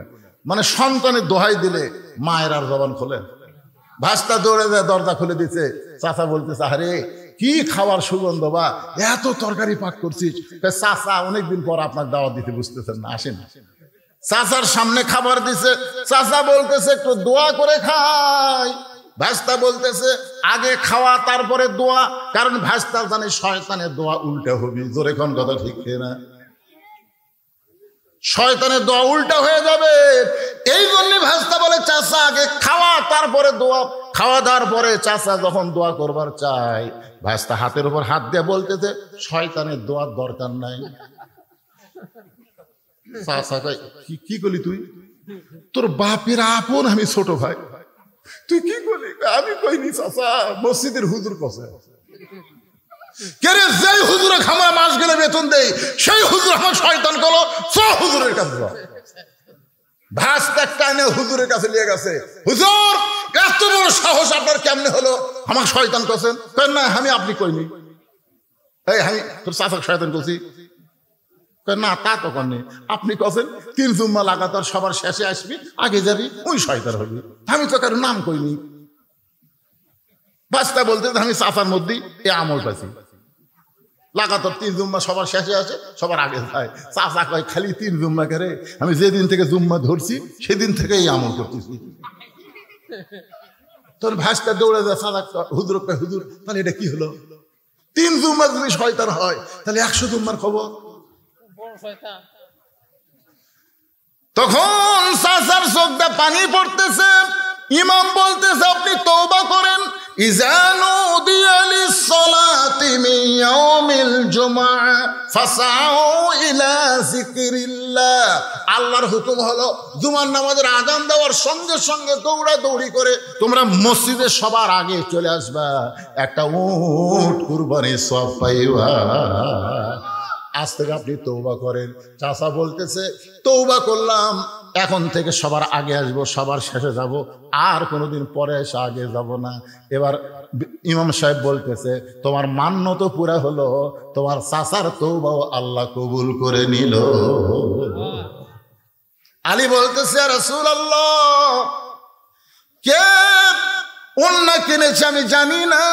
রাসূল বলতেছেন, আলী রে, পর্দানিশী নারীকে আল্লাহ এত ভালোবাসে, পর্দানিশী নারীকে আল্লাহ অত্যন্ত ভালোবাসে। আমার মায়েরা শোনেন, পর্দানিশী নারীকে আল্লাহ এত ভালোবাসে। আলী, আমার ফাতেমা পর্দানিশী, সেই ফাতেমার অন্য দুনিয়ার কোনো মানুষ কিনুক, এটা আল্লাহ চায়নি, এটা আল্লাহ পছন্দ করেনি বলে একজন ফেরেশতাকে খরিদ্দার বানায়া মানুষরূপী তোমার কাছে পাঠায় দিছে। ওই ওন্নাটা 6টা দিরহাম দিয়ে কিনা আল্লাহ তাআলা জান্নাতের মধ্যে রাইখা দিয়েছে। আলী, যেই ফকির তোমার কাছে ভিক্ষা চাইলো সেই ফকির হলো ওই ফেরেশতাই যে তোমার কাছ থেকে অন্যায় খরচ করে নিয়ে গেল। ওই ফেরেশতাকে আল্লাহ বলল, ও ফেরেশতা, মানুষের উপরে যাও, আলীর কাছে ফকির হও, যে 6টা দিরহাম দিছি ওই 6টা দিরহাম ফেরত নিয়ে আসো। ফেরেশতা বলে, আল্লাহ, হাসান হোসেন না খায় ঘুম পাড়তেছে, মায়ের অন্য বিক্রি করে বাবা খাবার কিনতেছে, এমন সময় কেন পাঠাইতেছেন? আল্লাহ বলেন, লিয়াবলুয়াকুম আইয়ুকুম আহসানু আমালা। রে ফেরেশতা, তোদেরকে না, মানুষকে আমি উত্তম আমলের পরীক্ষা করব। আজকে আলীর কাছে তার সন্তানের দাম বেশি না আমি আল্লাহর কোরআনের দাম বেশি, এই পরীক্ষা হবে। নই বলে, আলী রে, ওই ফেরেশতা ফকির সাইজা তোমার কাছ থেকে 6টা দিরহাম নিয়ে গেছে, আর আল্লাহর কোরআন তোমাকে বলতেছে একটা দিরহাম দিলে তোমাকে 10টা দিরহাম দেওয়া হবে। আল্লাহ ওই ফেরেশতাকে উটওয়ালা বানায়া তোমার কাছে উট বিক্রি করলো, আবার ওই ফেরেশতাকে খরিদ্দার বানায়া 160 দিরহাম দিয়ে আল্লাহ তোমার কাছ থেকে উট খরিদ করে নিল। এই খরিদ করার পরে 100 দিরহাম উটওয়ালারে দিয়া যেই 60টা দিরহাম তুমি পাইলা 2 বস্তা খাবার নিলা। ফাতেমা বলতেছে, আপনি যে ওয়াজ আমাকে বসে থেকে শুনাইলেন, কাটুরের বউ জামিলা আমার আগে জান্নাতে কেমনে যাবে, এই ওয়াজটা তো আমি এখনো পর্যন্ত শুনতে পাইলাম না। আলী বলতেছেন, ফাতেমা, তুমি জান্নাতে যে নেত্রী হওয়ার কারণে আল্লাহ তোমাকে হেঁটে হেঁটে জান্নাতে নেবে না, নেত্রী হওয়ার কারণে আল্লাহ তোমাকে উঠের পিঠে করে জান্নাতে নিবে। কারণ তুমি সাইদাতুন নিসা আহলেল জান্নাহ, সমস্ত জান্নাতীর এদের নেত্রী হওয়ার কারণে আল্লাহ তোমাকে উঠের পিঠে করে জান্নাতে নিবে। ওই যে জান্নাতের 8টা দরজা দেখা যায়, আর কিছু দূর উঠ গেলেই তুমি জান্নাতে যাবে, কিন্তু হঠাৎ উটটা ব্রেক হয়ে যাবে, উটটার পা আর সামনে যাবে না। ফেরেশতারা বলে, আল্লাহ, সাইদাতুন নিসা ফাতেমা, উট ব্রেক হয়ে গেল, উটটা তোর সামনে যায় না। আল্লাহ বলে, ফেরেশতা, উটটা যদি না সামনে না যায়, উটটাকে টেনে টেনে সামনে নিয়ে যাওয়া লাগবে। ফেরেশতা বলে, আল্লাহ, উটটার কি ধরে টানবো, টানার তো কিছুই নাই। আল্লাহ বলে, ফেরেশতা, কোথায় রে যে ফাতেমার ওন্না 6 দিরহামে খরিদ করে জান্নাতের মধ্যে রাইখা দিছ, ওই ওন্নাটা এনে উটের গলায় বেঁধে দাও। আলী বলে, ফাতেমা, ওই ওন্নাটা তোমার উটের গলায় বেঁধে দেওয়া হবে, ওন্নার একটা অংশ নিচের দিকে ঝুলতে থাকবে। এখন ফেরেশতারা বলবে, আল্লাহ, এই উটটাকে কে টেনে জান্নাতে নিয়ে যাবে? আল্লাহ ডাকতে বলবে, রে কাঠুরের বউ জামিলা, তুমি কোথায়? তোমার স্বামী সব সময় আমি আল্লাহর কাছে দোয়া করতো, আল্লাহ, আমার যে বউ নবীর মেয়ে ফাতেমার জন্য দরজা খোলে না স্বামীর হুকুম ছাড়া, আমি দোয়া করি আমার বউকে সবার আগে জান্নাত দিও। আল্লাহ বলে, জামিলা রে, আমার খাতুনে জান্নাতের উটটা টেনে টেনে তুমি জান্নাতে নিয়ে যাও। তুমি ফাতেমা মনে করবা জামিলা আমাকে টেনে টেনে জান্নাতে নিয়ে যাচ্ছে, জামিলা আমার কর্মচারী হয়ে আমাকে টেনে টেনে উটটাকে জান্নাতে নিয়ে যাচ্ছে। কিন্তু আল্লাহর হিকমত হলো, উটের পিঠ থেকে তোমার পা জান্নাতে দেওয়ার আগে ওই কাঠুরার বইয়ের পা জান্নাতে আগে যাবে। সঙ্গে সঙ্গে ফাতেমা দোয়া করে, আল্লাহ, যে মেয়েরা পর্দার মধ্যে থাকবে আর যে মেয়েরা স্বামীর কথা মতো চলবে, এই মেয়েদেরকে ফাতেমা জামিলার সঙ্গে জান্নাত দিও। ওয়া আমিলুস সালিহা। আমার মায়েরা, পুরুষের 1 নম্বর হলো নামাজ, আর নারীদের 1 নম্বর হলো পর্দা। 3 নম্বর বিষয় হলো সাবিল হক। হক কথা বলতে হবে, হক পথে চলতে হবে। হক কথা বলতে আল্লামা সাঈদী 13 বছর জেলখানায় ছিল। আমরা সব সময় দোয়া করেছি, আল্লাহ, কোরআনের পাখিকে তুমি সুস্থ রেখো, হায়াত দারাজ করো। এক মাহফিলে আমি দিনাজপুরে খালি বলেছিলাম আল্লামা সাঈদী, বলা মাত্রই মুখের কাছ থেকে মাইক কেড়ে নিছে। আমাকে বলতেছে, আল্লামা সাঈদী কেন বললেন? সাঈদী হুজুরের নাম আমরা নিতে পারি নাই। এই হাসিনার সময় আমরা দোয়া করেছি, কোরআনের পাখি, ধরে কোন কিসের পাখি? কোরআনের পাখিকে আল্লাহ তুমি হায়াত দিও, তুমি তাকে সুস্থ রেখো। আমাদের দোয়ার কারণে আল্লাহ জেলখানার মধ্যে তাকে এত সুন্দর করেছে। সে তাকে যখন হাসপাতালে নেওয়ার জন্য বের করা হলো, তিনি যে হাসি দিয়েছেন, আজ সেই হাসি প্রত্যেকটা মুমিন মুসলমানের কলিজায় আছে। জোরে কোন এত সুন্দর হাসি দিয়ে তাকে জেলখানায় নিয়ে গেল। জেলখানা নিয়ে গিয়ে তাকে হত্যা করা হলো। একটাই মাত্র কারণ হলো বাংলাদেশের সমস্ত বক্তা মিলে যত হক কথা কছে আল্লামা সাঈদী একাই তার চাইতে বেশি কইছে। তার কাছে হাসিনা প্রস্তাব দিছিল, আপনি যদি আমাদের দলে আসেন আপনাকে ধর্মমন্ত্রী বানানো হবে, আপনি যদি আমাদের দলে আসেন জামাত ইসলাম ত্যাগ করেন, ইসলাম যদি ত্যাগ করেন, নরম নরম আপনি যদি সুন্নতের আলোচনা করেন আপনাকে জেলখানা থেকে মুক্ত করা হবে। আল্লামা সাঈদী বলেছে হকের পক্ষে থাকবো, হকের কথা বলবো, এতে যদি শাহাদতের মর্যাদা ফাঁসির দড়িতে ঝুলতে হয় আমি তাও ঝুলবো। এটাকে বলা তাও সবিল হক। এখন হকের কিছু ঠিকাদারি, এখন দেখেন তারা মাথায় পাগড়ি পরে তারা আকিদার দোহাই দিয়ে তারা বাতিলের সঙ্গে আপোষ করতেছে। ধরে কোন কথা ঠিক কিনা? আর বলে আমরা হক্কানি আলেম। হক্কানি আলেম খালি মুখে দাবি করলে হবে না, জীবন দেওয়া লাগবে। তারপরে হকের পথ থেকে এক চুল পরিমাণ বিচ্যুত হওয়া যাবে না। ধরে বলেন কথা ঠিক কিনা? সবর সূরা আসরের 4 নম্বর বিষয় হলো ধৈর্য ধারণ করবা, ধৈর্য ধারণের উপদেশ দিবা। নানা রকম বিপদ আপদ মুসিবত আসবে। যে মায়ের কোনোদিন বাচ্চা হয় নাই এবার প্রথম বাচ্চা হবে, প্রসব ব্যথার সময় তাকে ধৈর্য ধারণের উপদেশ দেওয়ার দরকার আছে না নাই? জোরে গান আছে না নাই? ওই খালি বলতেছে গলার দড়ি দেবো, বিষ খামো, মরে যাবো। দাদি নানি দৌড়া গিয়া কয় কিসেই গলার দড়ি দিবি, কিসেই বিষ খাবি? বলে এত যন্ত্রণা সহ্য করা যায় না। ধাক্কায় ধাক্কায় ঘরের মধ্যে নিয়ে দেখো সৎ সৎ সৎ। মায়ের পায়ের তলে সন্তানের জান্নাত, মায়ের পায়ের তলে সন্তানের জান্নাত। তাহলে প্রসব ব্যথা সহ্য করতে পারবি না তুই কেমন মা? মাকে জোর করে শোয়া দেয়, ঠান্ডা পানির মধ্যে নরম কাপড় চুবড়াইয়া কপালে দিয়া বলে অতাও সবই সবর, ধৈর্য ধর, ধৈর্য ধর।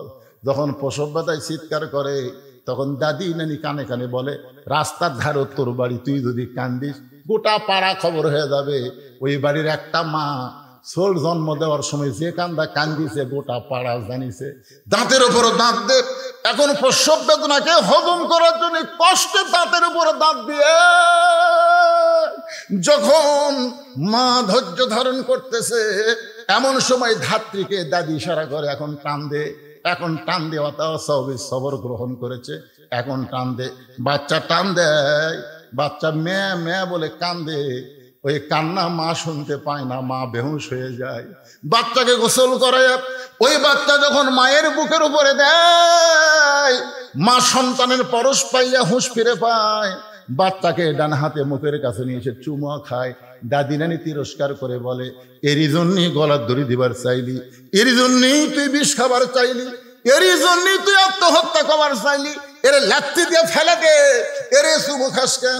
মা বলে দাদি গো কষ্টের পরে এত শান্তি এটা কোনোদিন আমি বুঝতে পারি নাই।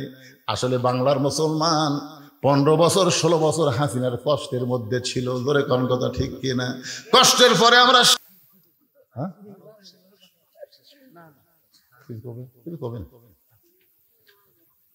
সভাপতি দিছে আপনাকে কয় টাকা দিছে শুননি? আর 1 মণ ধান দিবেন, এই সামনেতে আর 1 মণ ধান দিবেন।